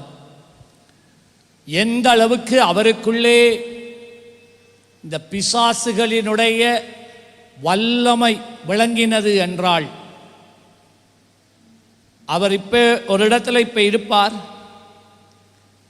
பிறகு எங்கே ஆகிலும் போய்த்து யாருக்காகிலும் ஏதாவது செய்ய வேண்டி இருந்தால் அப்படியே இருக்கக்குள்ள மறைஞ்சிடுவார், அங்க இருப்பார். அந்த வல்லமை. அதற்காக அவர் 10 மாடுகளை, இந்த வல்லமையை பெறுவதற்கு இந்த ஆவிகளோடு அவர் சம்பாஷணை பண்ணி, அவங்களோட அப்பாவோட அப்பாவும் ஒரு மந்திரவாதி, அந்த ஆவியை தான் இவர் பெறுகிறார். ஆனால் இவங்களோட அப்பா சொல்றார், எங்க அப்பா இவர் இந்த பாஸ்டர் அப்பா சொன்னார், எந்த அப்பாக்கு இருந்ததை விட எனக்கு இன்னும் அதிகமாக வல்லமை வேண்டும் என்று சொன்ன நேரம் அந்த ஆவி சொல்லிச்சான், நான் உனக்கு தார, ஆனா 10 மாடுகளை வெட்டி, ஒரு வாரத்துக்கு ஒரு மாடு வெட்டி அந்த மாட்டினுடைய இரத்தத்தை முழுமையாக நீ குடிக்கணும்னு சொன்னாராம். அதே போல 10 வாரங்கள் 10 மாடுகளை வெட்டி அந்த 10 மாட்டினுடைய பச்சை இரத்தத்தை அவன் குடித்தான். அவன் செய்த பூஜைகள் வேற, பலிகள் வேற, இப்படியெல்லாம் இருந்தது. அந்த அவங்களோட அப்பப்பா நரப்பலி கூட கொடுத்தாராம்.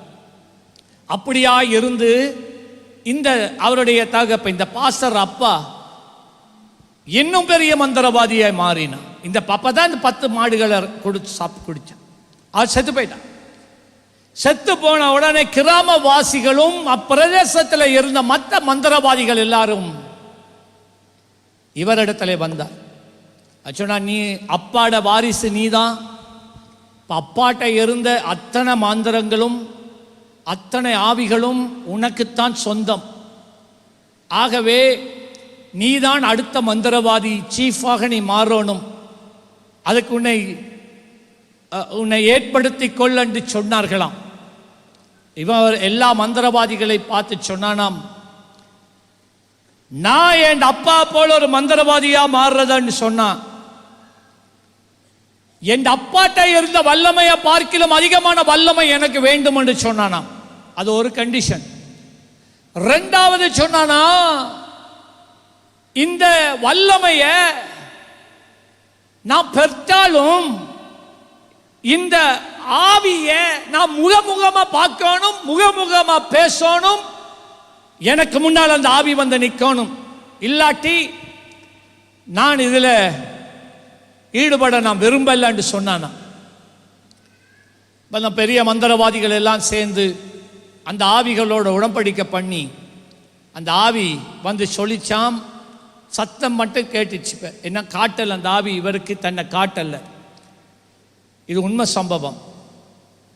அப்பொழுது அந்த ஆவி வந்து முன்னுக்கு நின்று சொல்லிச்சாம், என்ன எல்லாரும் கண்டதில்லை, உன் அப்பாவும் என்ன கண்டதில்லை, உன்னுடைய அப்பப்பாவும் என்ன கண்டதில்லை. சொல்லுங்க, இந்த பசுத்தாவி பேசுறத கேளுங்க. நீ ஒரு நல்ல காரியத்தை கேட்டு இருக்கிற, அது எனக்கு சந்தோஷமா இருக்குன்னு சொல்லிச்சான். சொன்னாரா, நீ கேட்கிற வல்லமையே நான் உனக்கு தருவேன். நீ என்ன பார்க்கணும் என்று சொல்றியே, நான் என்ன உனக்கு காண்பிப்பேன். ஆனால் அந்த ஆவி சொல்லிச்சாம், இண்டையில இருந்து 666 நாட்கள் 666 நாட்கள் பல இடங்களை சுட்டி காட்டிச்சான். அந்த தேசத்தில், அந்தந்த தேசத்திலே அந்தந்த பட்டணங்கள் கிராமங்கள்ல இருக்கிற சவக்காளைகளை காண்பித்ததாம். காண்பித்து சொன்னிச்சா, ஒரு நாளைக்கு ஒரு சவக்காளை என்ற ரீதியில் ஒரு இரவு முழுவதும் புதிதாக புதைக்கப்பட்ட அடக்கம் பண்ணப்பட்ட பிரேத குழிக்கு மேல நீ பின்னேற 6 மணியில இருந்து விடியச்சம 6 மணி வரைக்கும் நீ உறங்க வேண்டும் என்று சொன்னார். 666 கல்லறைகள், அதுவும் பல இடங்களில் அந்த தேசம் முழுவதிலும் இருக்கிற கல்லறைகள்ல நீ போயிட்டு ஒவ்வொரு நாளுக்கு ஒன்று படி நீ போய் செய்யணும் என்று சொன்னார். அவன் சேலஞ்ச் எடுத்தான். சரி என்று சொல்லி, அதை நான் சொல்ல மறந்துட்டேன். இந்த ஆவி அவனுக்கு சொல்லிச்சான், நான் உனக்கு என்ன காண்பிப்பேன், அதுக்கு முதல் நீ இந்த 666 நாட்கள் இவ்விதமாக பிரேத கல்லறைகள் மேல நீ படுத்தாள், நான் உனக்கு விசேஷித்த உன் அப்பப்பாக்கு உன்னுடைய அப்பாக்கு இல்லாத ஒரு வல்லமையை நான் உனக்கு தருவேன். நான் உனக்கு ஒரு மோதிரம் தருவேன். நான் உன்னை நம்பி இருக்கிறேன். 2 ஊழியக்காரர்கள் அந்த காலங்களில் மிகவும் பிரபல்யமா ஊழியம் செய்து வந்த 2 ஊழியர்கள், ஒரு ஆளுடைய பேர் ரேனாட் பாங்கே. போடுங்க படத்தை. இந்த இருக்கிற ரேனாட் பாங்கே. அவருடைய குருசேடில் வந்த ஜனங்கள் பாருங்க பாருங்க, மணல் தர ஜனங்கள். ரேனாட் பாங்கே, அவரை நீ கொல்ல வேண்டும், அவரை கொல்றதுக்கு வல்லமை நான் தருவேன் உனக்கு. இந்த 666 நாட்கள் பிரேத குழிகள் மேல நீ போய் படுக்கணும். ரெண்டாவது ஜிம்மி ஸ்வாகட். அந்த நாட்களில் நாங்கள் ரட்சிக்கப்பட்ட காலங்களில் இம்பண்ணா இந்த பாஸ்டர் ஜிம்மி ஸ்வாகட் வீடியோ கேசட்ஸை கொண்டு வந்து நாங்கள் விடாமல் அந்த கேசட்டையே போட்டு இரவிரவா பார்த்து கொண்டே இருப்போம். அவ்வளோ மகிமையாக இருக்கும் அந்த அவருடைய குருசேட். அவருடைய குருசேடுகள் எல்லாம் கூடுதலாக சுவிசேஷ பாடல்கள் தான். பாடல்களுக்கூடாக பிறகு பிரசங்கம் பண்ணுவார். மைக்கை ஸ்டாண்டில் கையில் பிடிச்சாருண்டா அப்படி நடந்து பிரசங்கம் பண்ணுவார். ஜிம்மி ஸ்வாகட் எங்க ஜிம்மி ஸ்வாகட் படம் எங்க இந்த இருக்கு இந்த மனுஷன். அவருடைய குருசேட். இவருடைய குருசேடுகள்லையும் ஆயிரக்கணக்கான லட்சக்கணக்கான ஜனங்கள் ரட்சிக்கப்பட்டாங்க ஒரு குருசேட்லேயே. ஆகவே இந்த மந்திரவாதி அந்த ஆவி சொல்லிச்சா, இந்த 2 ஊழியர்களை நீ கொல்லணும், அந்த 2 ஊழியர்களை கொல்றதுக்குரிய வல்லமை நான் உனக்கு தருவேன், நான் உனக்கு ஒரு மோதிரம் தருவேன், ஒரு முத்திரை மோதிரம் தருவேன். அந்த மோதிரத்தை நீ இவர்களுக்கு முன்னால கூட்டங்கள் நடத்தும் போது நீ போய் இந்த மோதிரத்தை அவர்கள் மேலே எறிந்தால் அவர்கள் எரிந்து சாம்பலாக அந்த இடத்திலே விழுவார்கள் என்று சொன்னான். சரி, சேலஞ்சை எடுத்தான் இந்த சகோதரன். 666 நாட்கள் அவன் வாழ்ந்த தேசத்தின் பல பட்டணங்கள், கிராமங்கள் இந்த ஆவி காண்பித்தது போல ஒரு சவக்காலையும் விட்டுவிடாமல் அடக்கம் பண்ணப்பட்ட, புதிதாய் அடக்கம் பண்ணப்பட்ட பிரேத குழிகள் மேலே இவன் படுத்தான். அவன் படுத்து முடிஞ்சு அவன் தன் கிராமத்துக்கு திரும்ப வந்தபோது இந்த ஆவி சொல்லிச்சாம், மற்ற மந்திரவாதிகளையும் அழைத்து இவனை திரும்ப 10 மாடுகளை வெட்டி அந்த மாட்டின் இரத்தத்தினாலே இவனை குளிப்பாட்டுங்கள் என்று சொன்னான். அவர்கள் மாட்டை வெட்டி 10 நாட்கள், ஒரு நாளைக்கு ஒரு மாடு விகிதம், அந்த மாட்டினுடைய இரத்தத்தை சேர்த்து இந்த இவனை குளிப்பாட்ட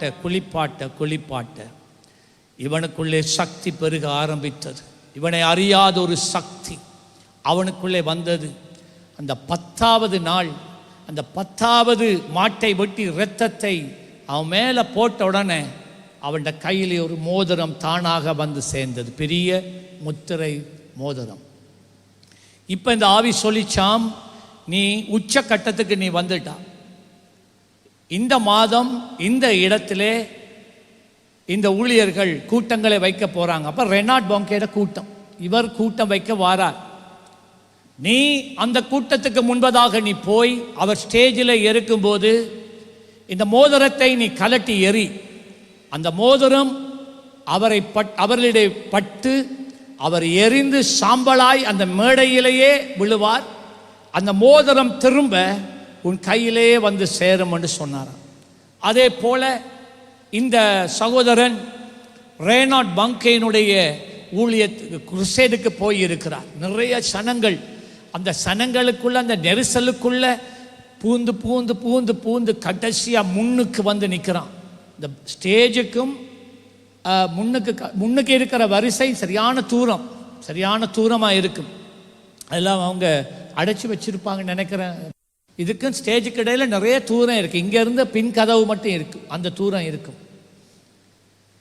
அங்கே மட்டும் வந்துட்டான், முன் வரிசைக்கு வந்துட்டான். எல்லாரும் நின்றபடி முன் வரிசைக்கு வந்துட்டான். ரேனாட் பாங்கே அதில் இருந்து வசனத்தை பிரசங்கம் பண்ண ஆரம்பித்தான். இவன் நினைக்கிறான், இந்த ஆவி சொல்லுதான், இதுதான் தருணம், மோதிரத்தை கலட்டி எறி, இப்பொழுதே இவருடைய வாழ்க்கையை நாம் முடித்து விடலாம் என்று சொல்லி இவன் என்ன செய்கிறான் தெரியுமா? இந்த மோதிரத்தை அவன் கலட்டி மேடையிலே பிரசங்கம் பண்ணிக்கொண்டு இருந்த ரேனாட் பாங்கே பக்கமாக எறிகிறான். இது உண்மை சம்பவம். இந்த ஊழியக்காரன் மேலாக எறிகிறான். அந்த மோதிரத்தை எரியும் பட்சத்தில் ரேனால்ட் பாங்கே இந்த இடத்துல இந்த பிரசங்கம் பண்ணி கொண்டு இருக்கும்போது வெண்மையான நீண்ட வெள்ளை முடியை கொண்ட வெள்ளை அங்கி தரித்த மிகுந்த பழமையான ஒரு மனுஷன் முன்னே வந்து நின்றார். அவ்வளவுதான். அவர் வந்து நின்றார். அந்த மோதிரம் திரும்பி போனது யூட்டர்ன் அடிச்சு அவன் விரலிலே வந்து விழுந்தது. அந்த ஆவி சொல்லிச்சான், எங்களால் இவருக்கு எதிராக ஒன்றும் செய்ய முடியாது.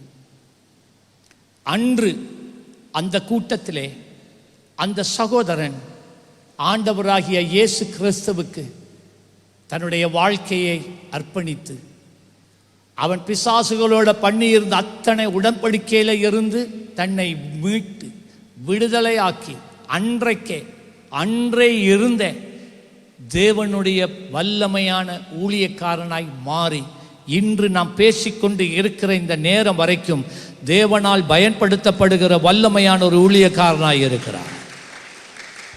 நான் ஏன் இந்த கதையை சொன்னேன் தெரியுமா? பொல்லாத ஆவிகளே மனிதனுக்கு தன்னுடைய வல்லமையை கொடுப்பதற்கு மனிதர்கள் மிகவும் மிகவும் பிரயாசப்பட வேண்டி இருக்கிறது. மனிதர்கள் தியாகங்கள் பண்ண வேண்டி இருக்கிறது. ஒரு நாள் 2 நாள் 1 மாதம் 2 மாதத்தினாலே காரியங்கள் ஆவது கிடையாது. வருஷங்கள் 2-3 நாளைக்கு முதல் நான் நினைக்கிறேன் ஒரு செய்தி ஒன்று வாசித்தேன். இலங்கையில நம்முடைய கிழக்கு பிராந்தியத்தில் புதையலை கண்டுபிடிப்பதற்காக ஒரு கூட்டத்தார் எழும்பி வந்து என்ன தெரியுமா செய்திருக்கிறாங்க? நான் சொல்றேன், இந்த 2026ஆம் ஆண்டு ஏப்ரல் மாதம் நாம் வாழ்ந்து கொண்டிருக்கிற இந்த மாதத்திலே நடந்த ஒரு சம்பவம். 12 வயது நிரம்பின ஒரு பொடியன நிரப்பலி கொடுப்பதற்கு அவர்கள் ஆயத்தமாய் இருந்திருக்கிறார்கள். ஏன்?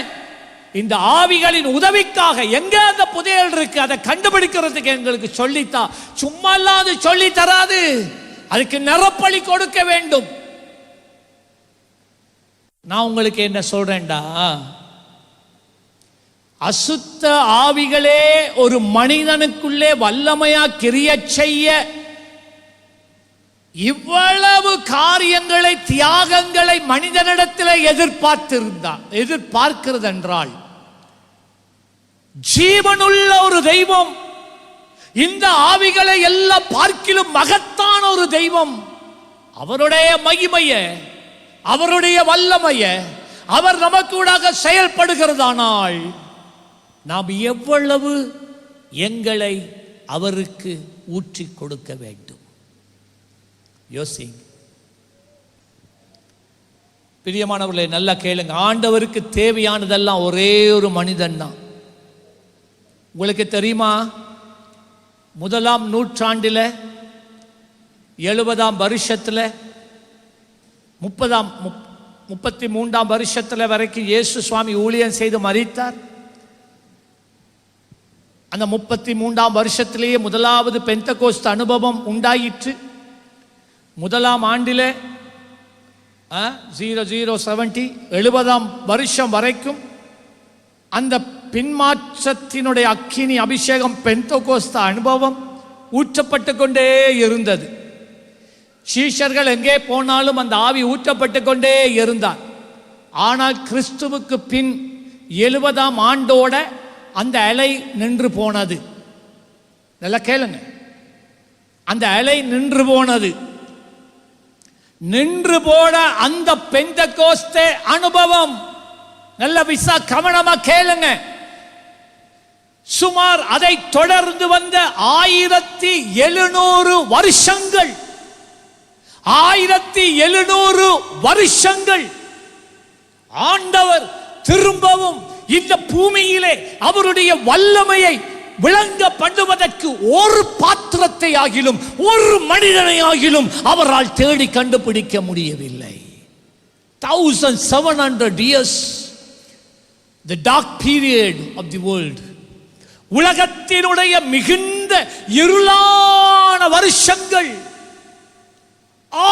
1700 வருஷம் ஒரு மனித இல்லையா ஆண்டவருக்காக வாழ, ஆண்டவர் தம்முடைய வல்லமையை பூமியில இறக்க, ஆண்டவர் தன்னுடைய பின்மாறி மலையை ஊற்ற தன்னை ஒப்புக் கொடுக்கிற ஒரு மனுஷன் இருக்கல்ல. 1700 வருஷங்கள், 1700 வருஷங்கள் முடிய ஜான் வெஸ்லி என்கிற ஒரு ஊழியக்காரன், அவர் ஒரு ஆங்கிலிக்கன் திருச்சபை போதகருடைய மகன். அந்த ஜான் வெஸ்லி 5 வயதாக இருக்கும் போது அவர்கள் வாழ்ந்த போதகர் இல்லம், விகாரேஜ் என்று சொல்லுவார்கள், அது பற்றி எரிந்தது. ஆச்சரியமான முறையிலே 5 வயதாக இருந்த இந்த ஜான் வெஸ்லி காப்பாற்றப்படுகிறார். இவருக்கு அவங்களோட அம்மா அப்பாவுக்கு 13 பிள்ளைகள், அதில் 3-4 பிள்ளைகள் இடையில வியாதி வந்து மறிச்சு போயிட்டாங்க. ஆனால் ஜான் வெஸ்லியின் அம்மாவினுடைய பேர் சூசேனா. அந்த சூசேனா என்கிற தாய் சொன்னால் இது சாதாரணமான மீட்பு அல்ல. தேவன் இந்த ஜான் வெஸ்லி இந்த மகன் மேலே ஒரு பெரிதான ஒரு எதிர்பார்ப்பை அவர் வைத்திருக்கிறார் என்று சொல்லி அவனுக்காக பல வருடங்கள் செபித்தார். முடிவு, தேவன் அந்த மனிதனை தெரிந்து கொண்டார். ஜான் வெஸ்லி ஒரு கூட்டத்தோட சேர்ந்து பல வருடங்கள், தேவனே உம்முடைய மகிமையை ஊற்ற மாட்டீரா, தேவனே உம்முடைய பின்மாறி மலையை திரும்பவும் ஊற்ற மாட்டீரா, அந்த பெந்தகோஸ்து அனுபவத்தை திரும்ப தரமாட்டீரா என்று கேட்டார்கள். ஒரு நாள் திடீரென்று தேவனுடைய வல்லமை இந்த ஜான் வெஸ்லியின் மேலும் அவரோடு கூட இருந்த கூட்டத்தின் மேலும் வந்து இறங்கினது. அந்த ஞாயிற்றுக்கிழமை அவர்கள் தேவனுடைய வல்லமை அவர்கள் மேலே இறங்கின போது சுமார் 5 மணத்தியாலங்கள் அவர்கள் விழுந்தே கிடந்தார்கள். அந்த அபிஷேகத்தில் எல்லாரும் அந்நிய பாஷையில பேசினார்கள். ஆங்கிலிக்கனாக இருந்ததினால அந்த ஞாயிற்றுக்கிழமை வந்ததுமே இந்த கூட்டம் ஆங்கிலிக்கன் திருச்சபைக்கு போக, அந்த திருச்சபையில் இருந்தவங்க இவர்களுக்குள்ளே இருந்த பிரசன்னத்தினுடைய மகிமை எந்த அளவுக்கு இருந்ததென்றால், இவர்கள் அந்த ஆலயத்துக்குள்ளே உட்பிரவேசிக்கும் போதே அந்த மகிமையிலே ஆலயத்தில் இருந்த விசுவாசிகள் தூக்கி எறியப்பட்டார்கள். ஆலயத்தில் இருந்த விசுவாசிகள் பரிசுத்த ஆவியிலே நிரம்பி அந்நிய பாஷையில பேசினார்கள். அவர்களால் எழுந்து நிற்க முடியவில்லை. ஜான் வெஸ்லி ஆங்கிலிக்கன் திருச்சபையினுடைய ஃபாதர், இவனுக்குள்ள பே வந்திருக்கு, இவனுக்குள்ள பிசாசு வந்திருக்கு என்று சொல்லி ஜான் வெஸ்லியையும் அவனுடைய குழுவினரையும் சபையை விட்டே துரத்தி விட்டார்கள். இனிமேல் நீ ஆங்கிலிக்கன் சபையிலுக்கே நீங்க வர முடியாது. ஜான் வெஸ்லியும் அவர்களுடைய குழுவினரும் வெளியே வந்து அதே ஆலயத்தை பக்கத்தில் ஒரு சேமக்காலை இருந்துச்சு, கல்லறை இருந்தது, மனிதர்களை அடக்கம் பண்ணின கல்லறை, கான்கிரீட்டால கட்டினது. அதையே புல்பிட்டாக மேடையாக பயன்படுத்தி பிரசங்கம் பண்ண இங்கிலாந்து தேசம் முழுவதும், வேல்ஸ் தேசம் முழுவதும், அயர்லாந்து தேசம் முழுவதும் கர்த்தராகிய இயேசுவை சொந்த இரட்சகராய் ஏற்றுக்கொண்டது. ஆமென். அவர்கள்தான் மெத்தடிஸ்த திருச்சபையை ஆரம்பித்தவர்கள். அதுக்கு பிறகு அந்த காலம் முடிச்சு பெந்தகோஸ்து அனுபவம் நின்றுட்டு எல்லாம் பாரம்பரியமாக மாறிட்டு இன்னொரு 150 வருடங்கள் கடந்து போகிறது. இந்த ஜான் வெஸ்லியினுடைய வாழ்க்கையை குறித்து வில்லியம் சேமோ என்று சொல்லப்பட்ட ஒரு மனிதன் அவன் வாசிக்க தொடங்கி அவன் சொல்றான், ஆண்டவரே நீர் என்னை பயன்படுத்த மாட்டீரா? இப்போ 150 வருஷம் போயிட்டா, அந்த அனுபவம் வந்து 150 வருஷம் ஆயிடுச்சு. இப்போ ஒரு அனுபவமும் இல்லை. ஆண்டவரே ஆண்டவரே ஆண்டவரே என்று நான் சொன்னேன். காத்திருக்கிறத குறித்து நான் பேசுகிறேன். வில்லியம் சேமோ 8 வருஷம், எல்லாம் சொல்லுங்க எவ்வளோ காலம். நான் பேசும்போது எனக்கு இந்த இடத்துல மேடையில் தேவ பிரசன்னத்தை நான் உணர்கிறேன். என் மேலெல்லாம் செலுத்து கொண்டு இருக்கிறது. தேவன் இந்த காரியத்தில் பிரியமாக இருக்கிறார். உங்கள் இருதயங்களை கர்த்தருக்கு திறந்து கொடுங்கள். அதே ஆவியானவர் உங்கள் மேலே இப்பொழுது அசைவாடுகிறார்.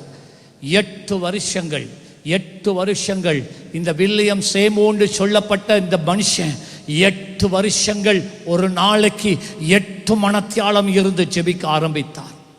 8 மணத்தியாலம் ஒரு நாளைக்கு 8 வருஷங்கள் ஒரு நாள் தவறாமல் ஜெபித்தார். இதுதான் ஐயா காத்திருக்கிறது. சும்மா லேசா அரமணத்தியாலம் 10 நிமிஷம் ஜெபம் ஒன்றுக்கும் செல்லுபடியாகாது. எப்படி உங்களுக்கு உங்களோட கையில் ஒரு 5 ரூபா குத்தியை தந்தா நீங்கள் எடுப்பீங்களா? பிச்சைக்காரனை எடுக்க மாட்டான். 5 ரூபா வச்ச எண்ணத்தை நான் நீங்களே வச்சுக்கொள்ளுங்கன்றான். 10 ரூபா குறைஞ்சது கொடுக்கணும், 20 ரூபா கொடுக்கணும். இப்போ பிச்சைக்காரனுக்கு 5 ரூபாயெல்லாம் செல்லுபடியாகாது. அதை போல தான் நம்மளோட ஜெபம் இருக்குது. அரமணத்தியாலும் ஜெபம் செல்லுபடியாகாது, ஒரு மணத்தியாலும் ஜெபம் செல்லுபடியாகாது. நீ தேவனிடத்தில் தேவன் உன்னை வல்லமையாக பயன்படுத்தணுமா? தேவன் உன்னை கொண்டு மகத்தான காரியம் செய்யணுமா? பரலோகத்தை உன்னை கொண்டு இந்த பூமியில இறக்கணுமா? வில்லியம் சேமோ என்கின்றவர் 8 வருடங்கள் ஒரு நாள் விடாமல் 8 மணத்தியாலம் அவர் ஜெபித்தார். அவருடைய ஆவியில 8 வருஷங்கள் ஆகும்போது அவருடைய உள்ளத்தில் ஒரு உணர்வு வந்தது. தேவன் பரலோகத்தின் வாசலை திறக்க போகிறார் என்கின்ற ஒரு உணர்வு வந்த உடனே இவர் தன்னுடைய ஆலயத்துக்கு ஓடி போனார். பாஸ்டர்கிட்ட போய் சொல்றார், பாஸ்டர், தேவன் ஏதோ ஒரு நல்ல காரியத்தை அவர் செய்ய போகிறார்.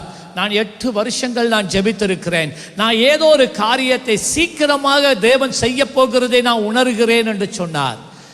அப்ப சொன்னார், நீங்க சபையில் இருக்கிற வாலிபர்களோட நீங்க இருக்க கதைக்கிறீங்களா? என்னோட வந்து கொஞ்சம் ஜெபிக்கக்கூடிய ஒரு டீம் உண்டு, சபையில் இருக்க அறிவிக்கிறீங்களான்னு கேட்டார்.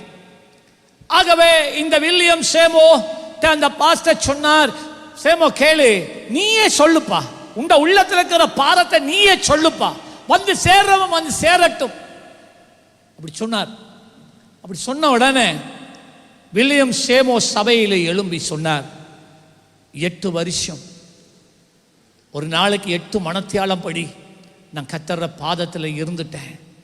கர்த்தர் வானத்தை திறக்கிற நாட்கள் வெகு சீக்கிரம்.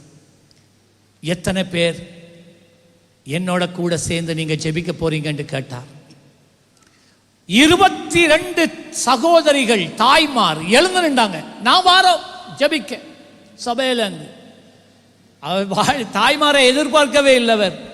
22 தாய்மார்கள், பிரைஸ் தி லார்ட். 9 சகோதரர்கள் எழுந்து நின்றாங்க, நாங்களும் வாரம் ஜெபிக்கிறதுக்கு. 5 வாலிப பிள்ளைகள் வந்து சொன்னாங்க, நாங்களும் வாரம் ஜெபிக்கிறதுக்கு. இவர் எதிர்பார்த்தால 5 பேர் தான். நீங்க நம்புவீங்களோ தெரியாது. ஒரு வருஷம் ஃபுல்லா ஜெபிக்கிறாங்க. இப்ப ஒன்று நடக்கல.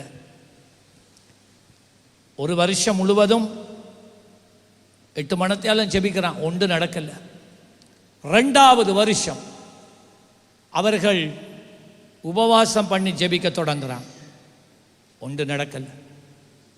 3வது வருஷம் அவர்கள் 8 மணத்தியாலும் ஜெபிக்கிறாங்க, உபவாசம் பண்ணி ஜெபிக்கிறாங்க. ஒரு நாளைக்கு 32 அதிகாரங்கள் பைபிளில் வாசிக்க தங்களை அர்ப்பணித்தார்கள். ஒவ்வொரு ஆளும் வேதத்தில் 32 அதிகாரங்கள் ஒரு நாளைக்கு வாசிக்க அர்ப்பணித்தார்கள்.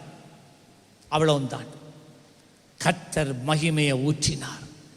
கர்த்தருடைய வல்லமை அவர்கள் மேலே வந்து இறங்கினது. அவர்களால் எழுந்து கூட நிற்க முடியவில்லை. எல்லாரும் எத்தனையோ மணத்தியாலங்கள் தரையிலே விழுந்து பரிசுத்த ஆவியினால் நிரப்பப்பட்டவர்களாய் அந்நிய பாஷையில பேசிக்கொண்டு இருந்தார்கள். இதை கேட்ட ஜனங்கள் அந்த கட்டிடத்துக்குள்ள, அந்த ஆலயத்துக்குள்ள வர வர வர வர வர அவர்கள் அந்த வல்லமையிலே ஆக்கிரமிக்கப்பட்டு அப்படியே விழ ஆரம்பித்தார்கள். கதையை சுருக்கமா சொல்றேன்.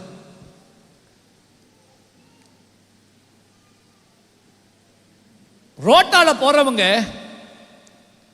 இந்த கட்டிடம் பார்க்கலாம். எங்க அந்த கட்டிடம்? இந்த இருக்கு, இதான் அந்த இடம். அந்த கட்டிடத்துக்கு மேல ரோட்டால போறவங்க பார்த்தாங்க, நெருப்பு எரிஞ்சு கொண்டு இருக்கான். ஆகவே எத்தனையோ பேர் ஃபயர் பிரிகேடுக்கு, உண்மையா நிஜமா, இது அமெரிக்காவில் அசுசா ஸ்ட்ரீட்ல நடந்தது. அசுசா என்று சொல்லப்பட்ட ஒரு தெருவிலே, இந்த கட்டிடத்தில் அவர்கள் கூடி ஜெபித்த போது இது நடந்தது. நெருப்பு. ஆகவே அவர்கள் என்ன செய்கிறார்கள்? ஃபயர் பிரிகேடுக்கு பலர் கூப்பிடுறாங்க. ஃபயர் பிரிகேட் வருது, நிறைய ஃபயர் பிரிகேட் அதை சூழ்ந்து கொண்டது. எல்லாரும் பார்க்குறாங்க, தண்ணி ஹோஸ் பைப்போட நிற்கிறாங்க. என்னடா இது, நெருப்பு பத்துது, ஆனா பில்டிங் அப்படியே இருக்கு.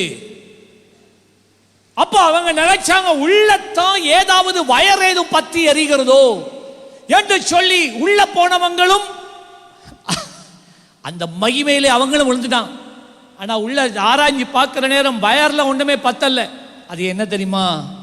பெந்தெகோஸ்தே நாளிலே பரிசுத்தாவியானவர் அக்கினி மயமான நாவுகளாய் 120 பேர் மேலே இருந்தார்.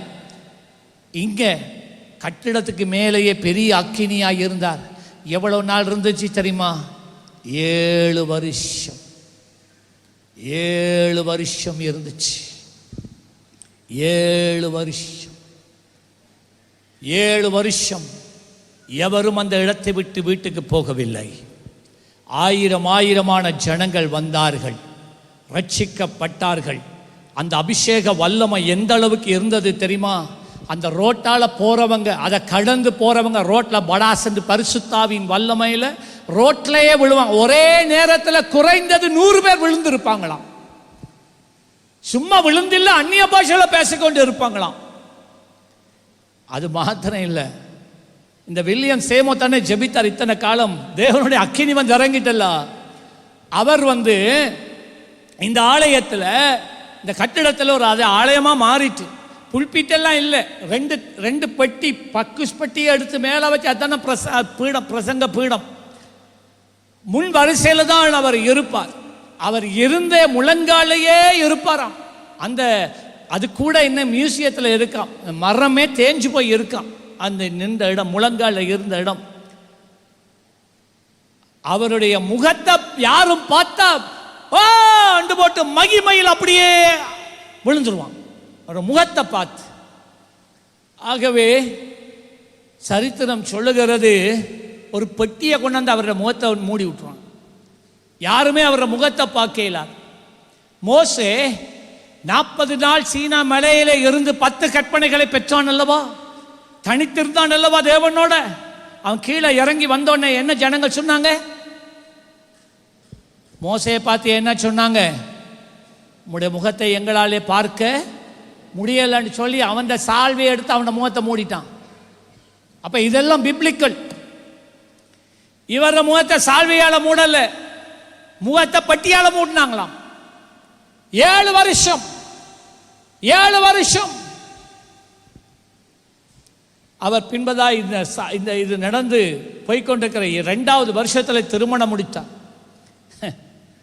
சுவாரஸ்யமான சம்பவங்கள். அவருக்குள்ள இருந்த அபிஷேகம் அவ்வளவு. கல்யாணம் முடிச்சு வீட்டை போயிட்டாங்களா, ஹனிமூன் இல்லை. கல்யாணம் முடிச்ச சிஸ்டர் இருக்கிறாளா, அவர் கட்டில படுத்தோன்னே இவரும் கட்டில படுக்க வந்த வல்லமை தூக்கி எறிஞ்சு விட்டுதான் அவையால இவர் படுக்கிற கட்டில கூட படுக்க முடியல.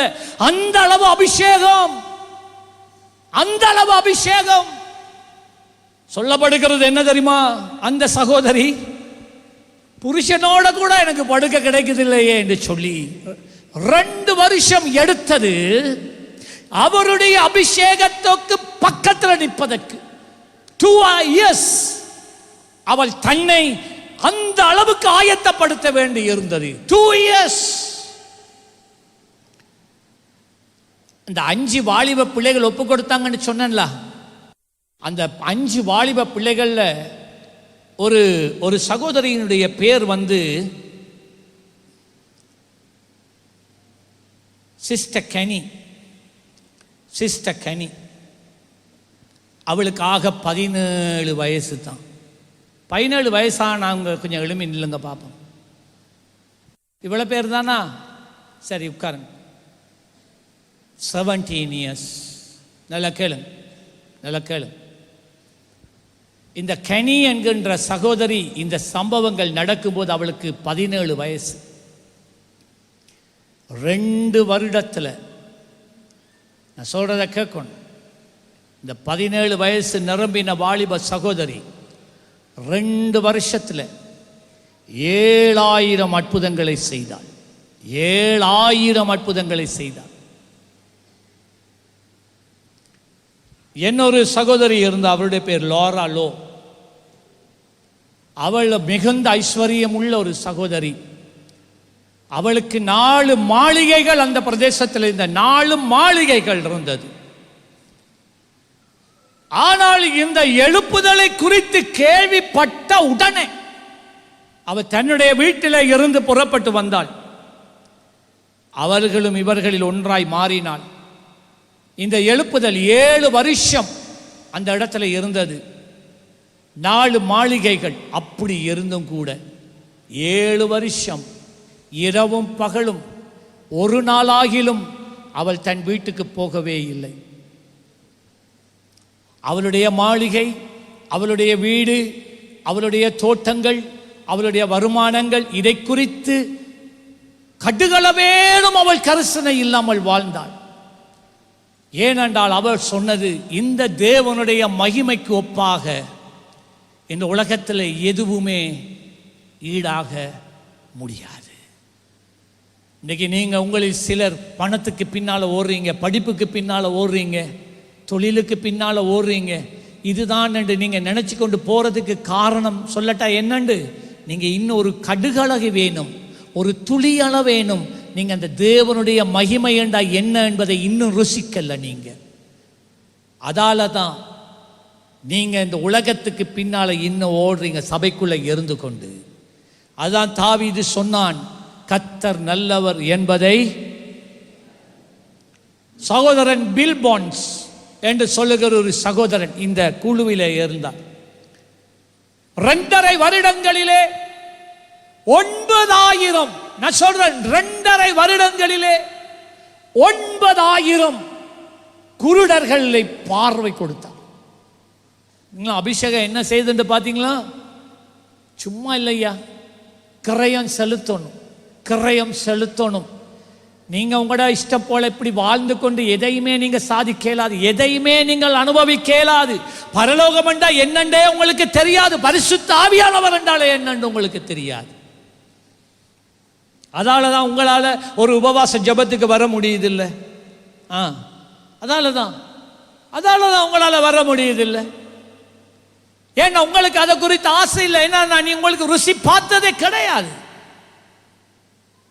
நான் சொன்னேன்ல, இந்த சகோதரி லோரா, ஆண்டவர் இந்த லோராக்கு ஒரு விசேஷித்த வரத்தை கொடுத்திருந்தார். அவரோட இந்த அளவு பக்கெட், பிளாஸ்டிக் பக்கெட் இருக்குல்ல, நாங்கள் தண்ணியெல்லாம் ஊற்றி வைப்போம், ட்ரிங்க் கரைக்கிற பக்கெட், இந்த அளவு உயரமான பக்கெட். ஒரு நாளைக்கு கேளுங்க, ஒரு நாளைக்கு 3 பக்கெட். என்னத்தால நிரம்பும்னு சொல்லட்டா, தலையில கட்டி, வாய்க்குள்ள கட்டி கேன்சர், கழுத்துல கட்டி, மார்புல கட்டி, வயிற்றிலே கட்டி, கற்பப்பையில கட்டி என்று வருகிறவர்களை நேர் வரிசையில் வைப்பாங்க. உதவியாளர்களும் இருப்பாங்க. அவ யாரையும் தொடமாட்டான். இந்த சகோதரி லோரா, அவ மெதுவாக அந்த பிரசன்னம் எல்லாம் இந்த ஆலயத்தில், அவ ஒவ்வொரு ஆளுட முகத்தை பார்ப்பான். இந்த முகத்தை பார்க்கக்குள்ளேயே தேவ வல்லமை அவர்களுக்குள்ளே கடந்து செல்லும். அண்டுவாங்க, அவ்வளவுதான். வாய்க்குள்ளால கட்டி கீழே வந்து கொட்டும், தலையில் இருக்கிற கட்டி வாயால் கொட்டும். எப்படி எனக்கு தெரியாது. கழுத்தில் இருக்கிறது வாயால் கொட்டும், கையில் இருக்கிறது அப்படியே பூக்கண்டு வந்து விழும், வயிற்றுக்குள்ளே இருக்கிறது, கற்பப்பையில் இருக்கிற கட்டிகள் எல்லாம் தண்ட பாட்டில் கொண்டு வந்து அப்படியே சரத்திலிருந்து கலண்டு விழும். உதவியாளர்கள் அந்த 3 பக்கெட் இருக்குல்ல, அவளத்தை நிரப்புவார்களாம். ஒரு நாளைக்கு 9 பக்கெட் நிறைய கட்டிகள் மாத்திரை எடுத்து குப்பையில் தூக்கி எரிப்பாங்களாம் ஒரு நாளைக்கு. சரிங்களா? ஏன் நீங்க அந்த நபரா மாறக்கூடாது? ஒரு நாள் வந்தது. சகோதரன் வில்லியம் சேமோ தன்னுடைய முகத்தில் இந்த பெட்டியை கலட்டினார். அது சொன்னார், கர்த்தர் சொல்லுகிறார், 7 வருடங்களாக நாங்கள் கர்த்தரிடத்தில் கேட்டுக்கொண்ட அவருடைய மகிமையை, பரிசுத்த ஆவியின் இந்த மகிமையை திரும்பவும் பரலோகத்துக்கு எடுத்துக்கொள்ளுகிறார் என்று சொல்லி சொன்ன உடனே அந்த மகிமை போயிட்டு, ஊழியங்கள் தொடர்ந்தது, மகிமை போயிட்டு. 7 வருஷம் அந்த கட்டிடத்தில் எரிந்து கொண்டு இருந்ததான அந்த அக்கினி அப்படியே பார்த்திருக்க பரலோகத்துக்கு எடுத்துக்கொள்ளப்பட்டது. அந்த காலத்தில் நிறைய இருக்கு சொல்ல, இதோட நான் முடிக்க போறேன். அந்த காலத்தில் அந்த குழுவில் அந்த 7 வருஷம் இந்த மகிமையிலே காணப்பட்டு மகிமையால தொடப்பட்ட ரட்சிக்கப்பட்ட ஒரு சகோதரன் இருந்தார். அவருடைய பேர் ஜான் ஜி லேக்ஸ். படத்தை போடுங்க, ஜான் ஜி லேக்ஸ். அந்த மகிமை போனதுமே அவருடைய இருதயம் உடைந்து போனது. அந்த காலத்திலே ஜான் ஜி லேக்ஸ் ஏஓஜியினுடைய ஒரு போதகராய் இருந்தார். பெரிய சபை இருந்தது. சொன்னார், இந்த மகிமை இல்லாமல் இந்த சபையை நடத்துகிறதுல என்ன பிரயோஜனம்? இந்த மகிமை இல்லாமல் நான் ஊழியம் செய்கிறதுல என்ன பிரயோஜனம் என்று சொல்லி அவர் தன்னுடைய சபையை மூடிவிட்டார். விசுவாசிகளை பார்த்து சொன்னார், நீங்க எங்கனாலும் போங்க, நீங்க போய் ஆண்டவரை தேடுங்க, இங்க வந்து ஜெபிக்க போறீங்கன்னா ஜெபிங்க, ஆனா நீங்க என்ன காண மாட்டீங்க என்று சொல்லி ஆண்டவர்கிட்ட சொன்னார், ஆண்டவரே இந்த மகிமையை நான் பார்க்கணும், இந்த வல்லமையை நான் காணணும். வில்லியம் சேமோ கூட நீர் முடித்தால் நீர் என்னை கொண்டு நீர் ஆரம்பிக்கலாமே. அவர் தன்னுடைய வீட்டுக்குள்ளே போய் கதவை இறுக்க சாத்தி 9 மாதங்கள், இல்ல கேளுங்க, it's not cheap, anointing is not cheap. தேவ அபிஷேகம் லேசா பெற்றுக்கொள்ள முடியாது, அதுக்கு கிரயம் செலுத்த வேண்டும், கிரயம் செலுத்த வேண்டும். பரலோக மகிமை இலவசம்தான், ஆனா சும்மா லேசா கிடைக்காது. நீ அதற்காக செலவு பண்ணணும், நீ அதுக்காக வாஞ்சிக்கணும். உன் பணத்தை கேட்கல ஆண்டவர், உன் நேரத்தை கேட்கிறார், உன் இருதயத்தை கேட்கிறார், உன் உதட்டை கேட்கிறார், உன் ஆராதனையை கேட்கிறார், உன் ஜெபத்தை கேட்கிறார், வேத வாசிப்பை உன்னிடத்தில் கேட்கிறார். அவ்வளவுதான். ஜான் ஜி லேக்ஸ் தன்னுடைய வீட்டில் 9 மாதங்கள் வீட்டை விட்டு வெளியே வரவே இல்லை. 9 மாதங்கள் ஒரு மனிதனையும் அவர் பார்க்கவும் இல்லை. இரவும் பகலுமாய், ஆண்டவரே ஆண்டவரே ஆண்டவரே நீர் என்னை சந்திக்க வர மாட்டீரா? ஆண்டவரே நீர் என்னை கொண்டு மகத்தான காரியங்களை செய்ய மாட்டீரா என்று வருந்தி கேட்டுக்கொண்டே இருந்தார் 9 மாதங்கள். ஆக ஒரு நாள் இரவு ஆண்டவர் சொன்னார், வெளியே வாழ்ந்தாராம். இரவு நடு ராத்திரியில் வெளியே வாழ்ந்தாராம். வெளியே வா. சரி என்று வீட்டை விட்டு வெளியே வந்தார்.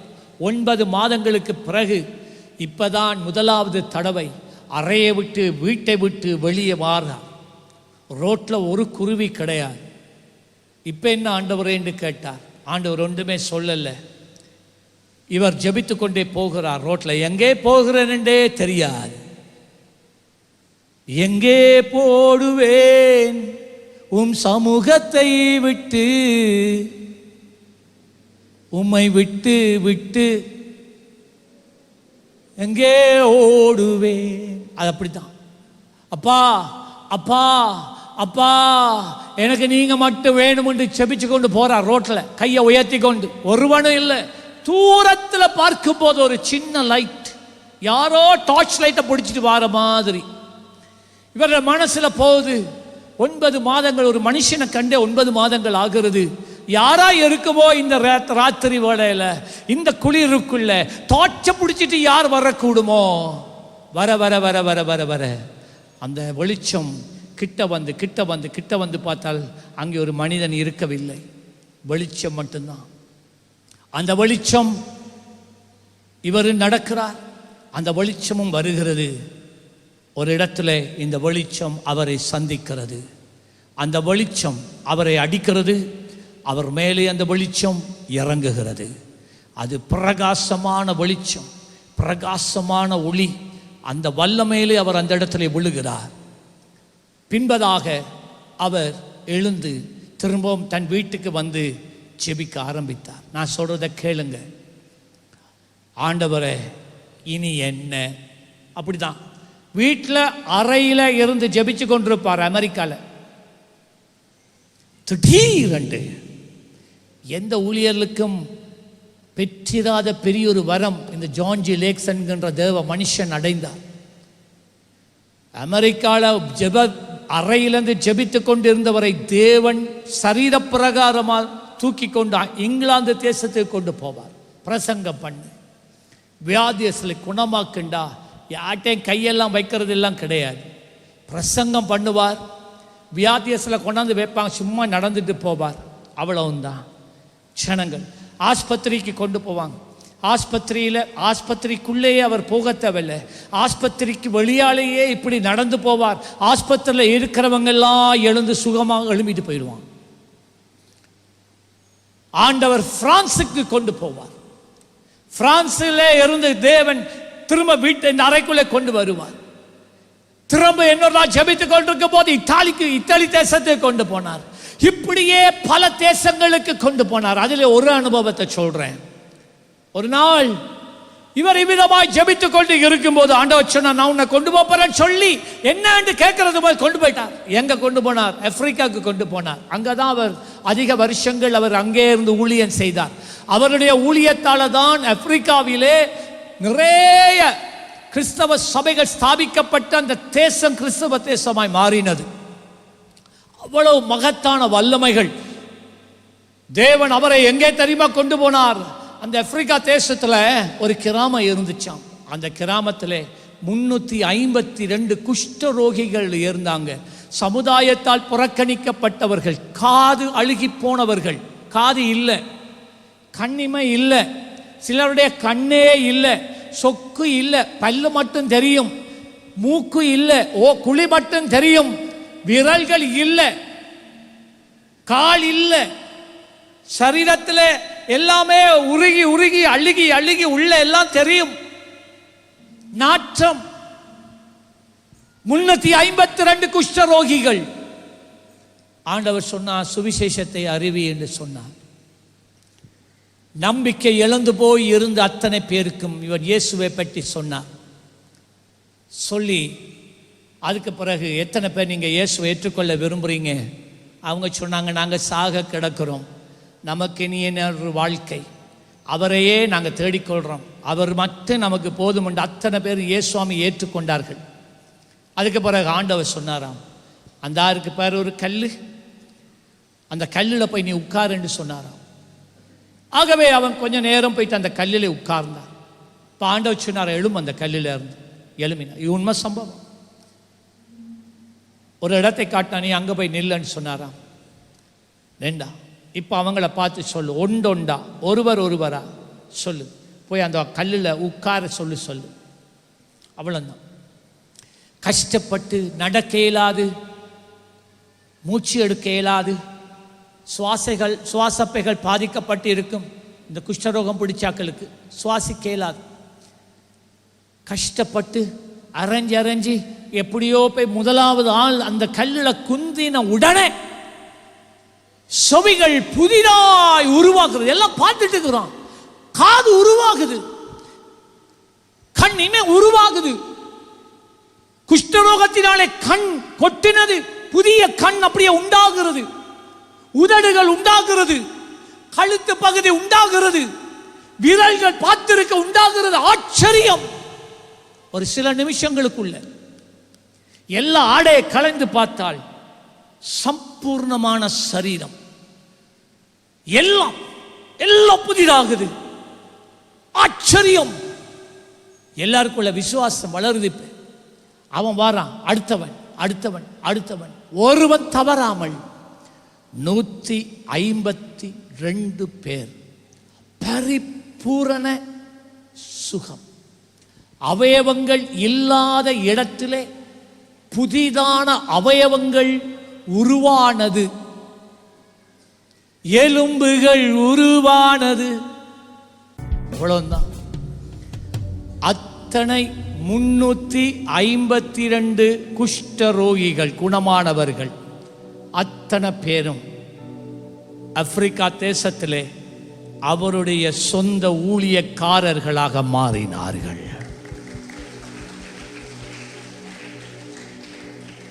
அவரை குறித்து ஆயிரமான சாட்சிகள் உண்டு.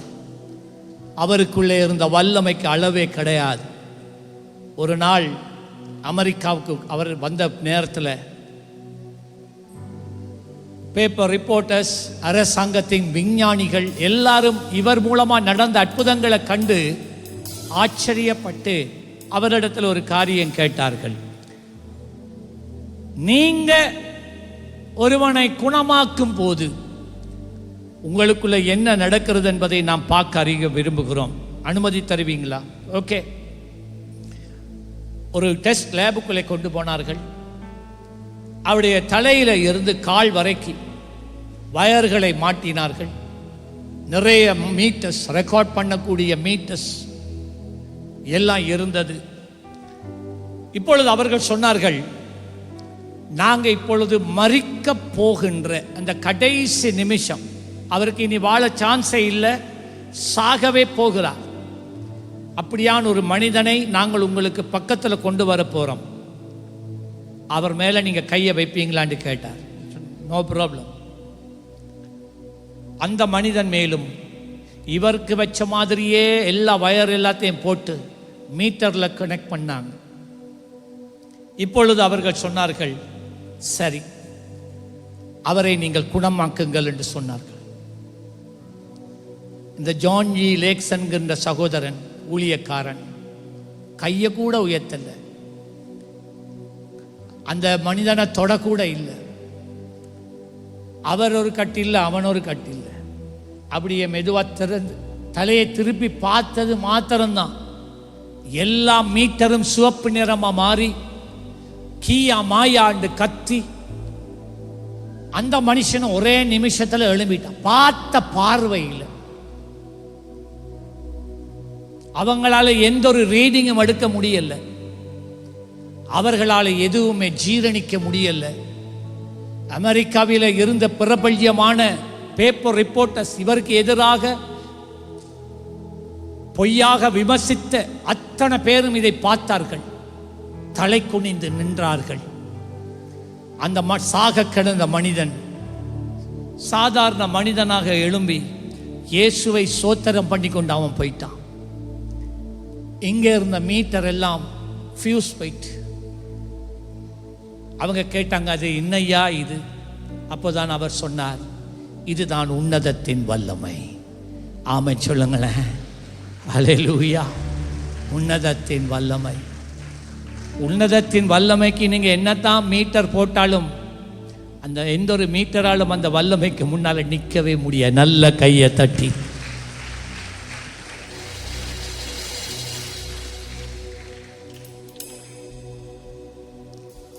தேவனுக்கு நீ வேணும், அவருக்கு நீ வேணும். ஒரு மனிதனைத்தான் அவர் கேட்கிறார், ஒரு மனுஷன். உன்னை கொண்டு நான் பலத்த காரியம் செய்வேன்,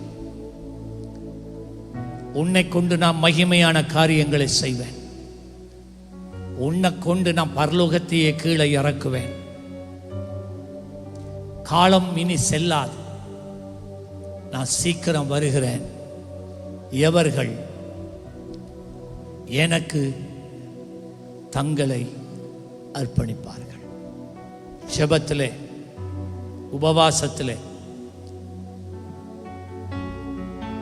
ஆராதனையில், வேத வாசிப்பிலே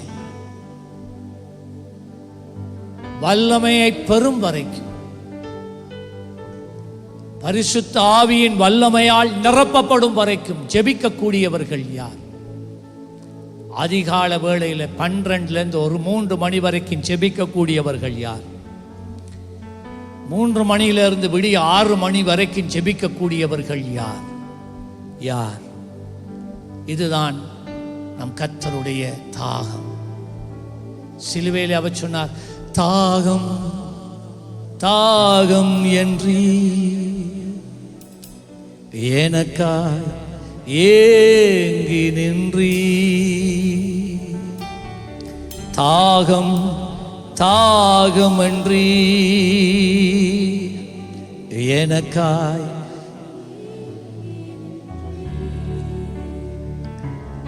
தூய. Yes, Father.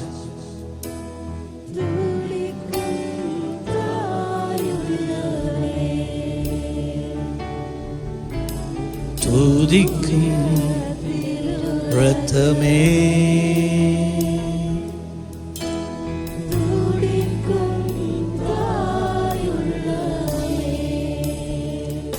சொல்லுங்க, அன்பே அன்பே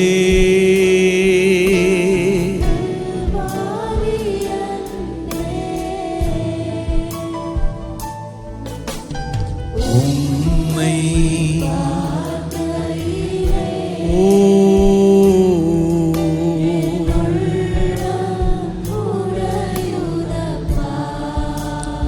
எளிமையிலும் எளிமையிலும்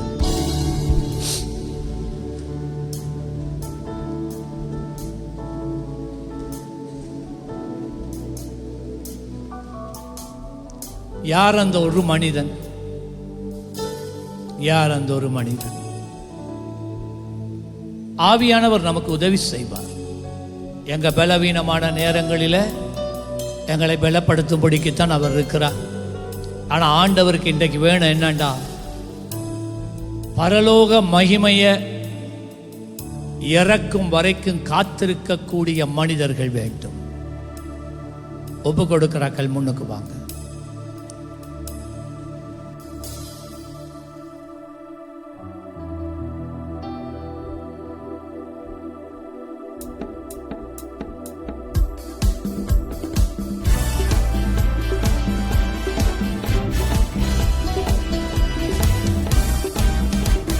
பின்மாறி என் அபிஷேகம் மாம்சமான யாவர் மேலும் அதிகமாய் பொழிந்திடுமே, ஆவியால் நிரப்பிடுமே. பின்மாறி என் அபிஷேகம் மேலும் அதிகமாய் பொழிந்திடுமே, ஆவியால் அக்கினியாய் இறங்கிடுமே, கினி நாவாக அமர்ந்திடுமே, பேரும் காற்றா வீசிடுமே, ஜீவ நதியாக அக்கினியாய் இறங்கிடுமே,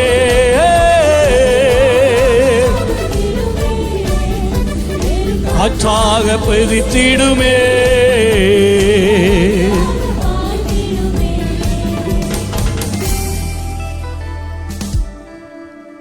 இப்போ நீங்கள் முன்னுக்கு வந்திருக்கிற நீங்கள் உங்களுடைய உள்ளத்தில் ஆண்டவரோட பேசி சொல்லுங்க, ஆண்டவரே நீங்கள் கர்த்தருக்குள் எடுக்கிற தீர்மானம் என்ன? நீங்கள் எடுத்த உடனே 3 மணத்தியாலம் ஜெபிக்க தேவையில்ல, 1 மணத்தியாலம், மத்தியானம் 12 மணிலேருந்து 1 மணி வரைக்கும் ஜெபிக்கிற ஒரு ஜெபமாக இருக்கலாம். அதிகால வேளையிலே 3 மணிலேருந்து 4 மணி வரைக்கும் ஜெபிக்கிற ஜெபம், இரவு 12 மணிலேருந்து 1 மணி வரைக்கும் ஜெபிக்கிற ஜெபம். நீங்கள் தீர்மானம் பண்ணுங்க. அடுத்த ஸ்டெப், நீங்கள் அப்படி ஜெபிக்கிறவராக இருந்தால் அந்த 1 மணத்தியாலம் 2 மணத்தியாலமாய் மாறட்டும். பின்னுக்கு நீங்கள் எத்தனை பேர் நிற்கிறீங்க? இன்னும் யூ ஆர் நாட் ரெடியா? நீங்கள் என்ன ஆயத்தம் இல்லை? இப்படியே வாழ்ந்துட்டு போகத்தானே போகிறீங்க. யாரையும் வற்புறுத்தல முன்னுக்கு வர. ஆனால் நான் உங்கள்கிட்ட கேட்குறேன், எவ்வளோ காலம் நீங்கள் என்னத்தை ஆண்டவருக்கு சாதிக்க முடியும்? ஆவியானவருடைய அபிஷேகம் இல்லாமல் என்னத்தை தான் சாதிக்க முடியும்? நீங்க என்னதான் ஆண்டவருக்காக செய்ய முடியும்? ஒண்ணுமே செய்யல. நீங்க வாழ்ந்த காலம் எல்லாம் வீணாகவே போயிடும், பிரயோஜனம் இல்லை. Think about that. அதை குறித்து யோசிங்க. வியாதியஸ்தலுக்கான கடைசியாக இவங்களுக்கு பிறகு நான் ஜெபிப்பேன். ஸோ நீங்கள் இதோட சேர தேவையில்லை. அடுத்த கட்டம் 2 மணத்தியாலும் ஜெபிக்க. உபவாசிக்காதவங்க ஒரு வாரத்தில் 2 நாட்கள் நீங்கள் உபவாசம் பண்ணலாம். புதன்கிழமையில் உபவாசம் பண்ணலாம், வெள்ளிக்கிழமையில் நீங்கள் உபவாசம் பண்ணலாம், இல்லாட்டி வெள்ளிக்கிழமை சனிக்கிழமை நீங்கள் உபவாசம் பண்ணலாம்.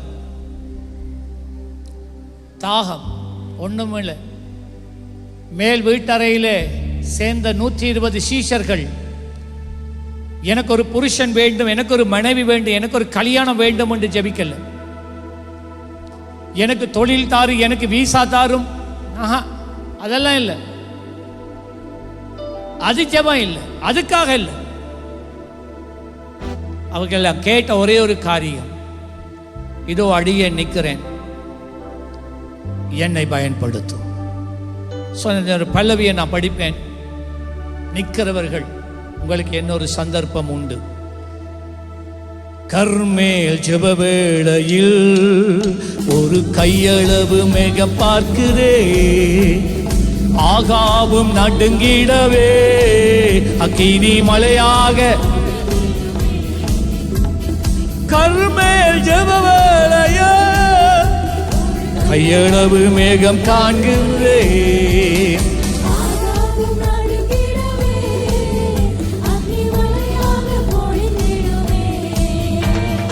சீனாய் மலை மேலே அக்கினி ஜுவாலையை நான் காண்கின்றேன். இஸ்ரவேலின் தேவனே, என்னில் அக்கினியாய் ஊற்றிடுமே. சொல்லுங்க. சீனாய் மலை மேலே அக்கினி ஜுவாலையை நான் காண்கின்றேன். இஸ்ரவேலின் தேவனே, என்னில் அக்கினியாய் ஊற்றிடுமே. அக்கினியை இறக்கிடுமே.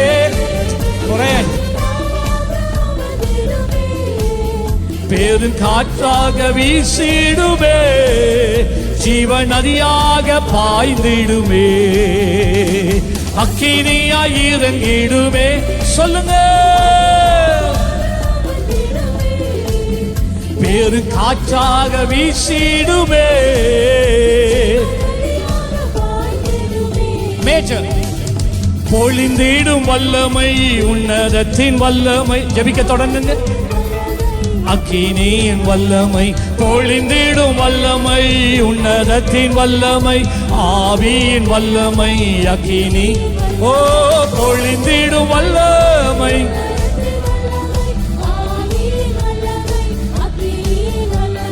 பெந்தெகோஸ்தே நாளில் போலே பெரிதான முழக்கத்தோடே, பெந்தெகோஸ்தே நாளில் போலே பெரிதான முழக்கத்தோடே வல்லமையாக இறங்கி வரங்களாலே, ஓ வல்லமையால் இறங்கே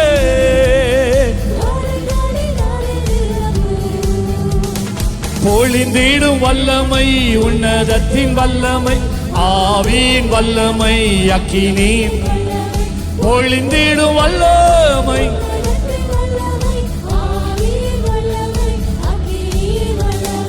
என்னை அபிஷேகமே, என் தலையை நனைக்க ஆவியால் நிரப்புமே. பாத்திரம் வழிந்தோடே, என்னை அபிஷேகமே, என் தலையை நனைக்க ஆவியால் நிரப்புமே. பாத்திரம் வழிந்தோடே, நீச்சலால மூழ்கியே என்னே சரன்பில் மகிழ. அக்கினி அபிஷேக எந்த நாவல் தித்திட அல்லேலூயா அல்லேலூயா அல்லேலூயா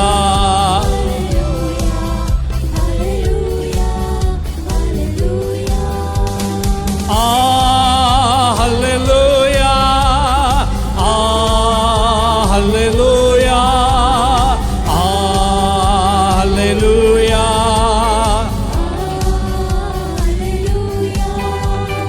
ஊற்று தண்ணீரே என்ற தேவ ஆவியே, ஜீவநதியே என்னில் பொங்கி பொங்கி வா. ஊற்று தண்ணீரே என்ற ஜீவ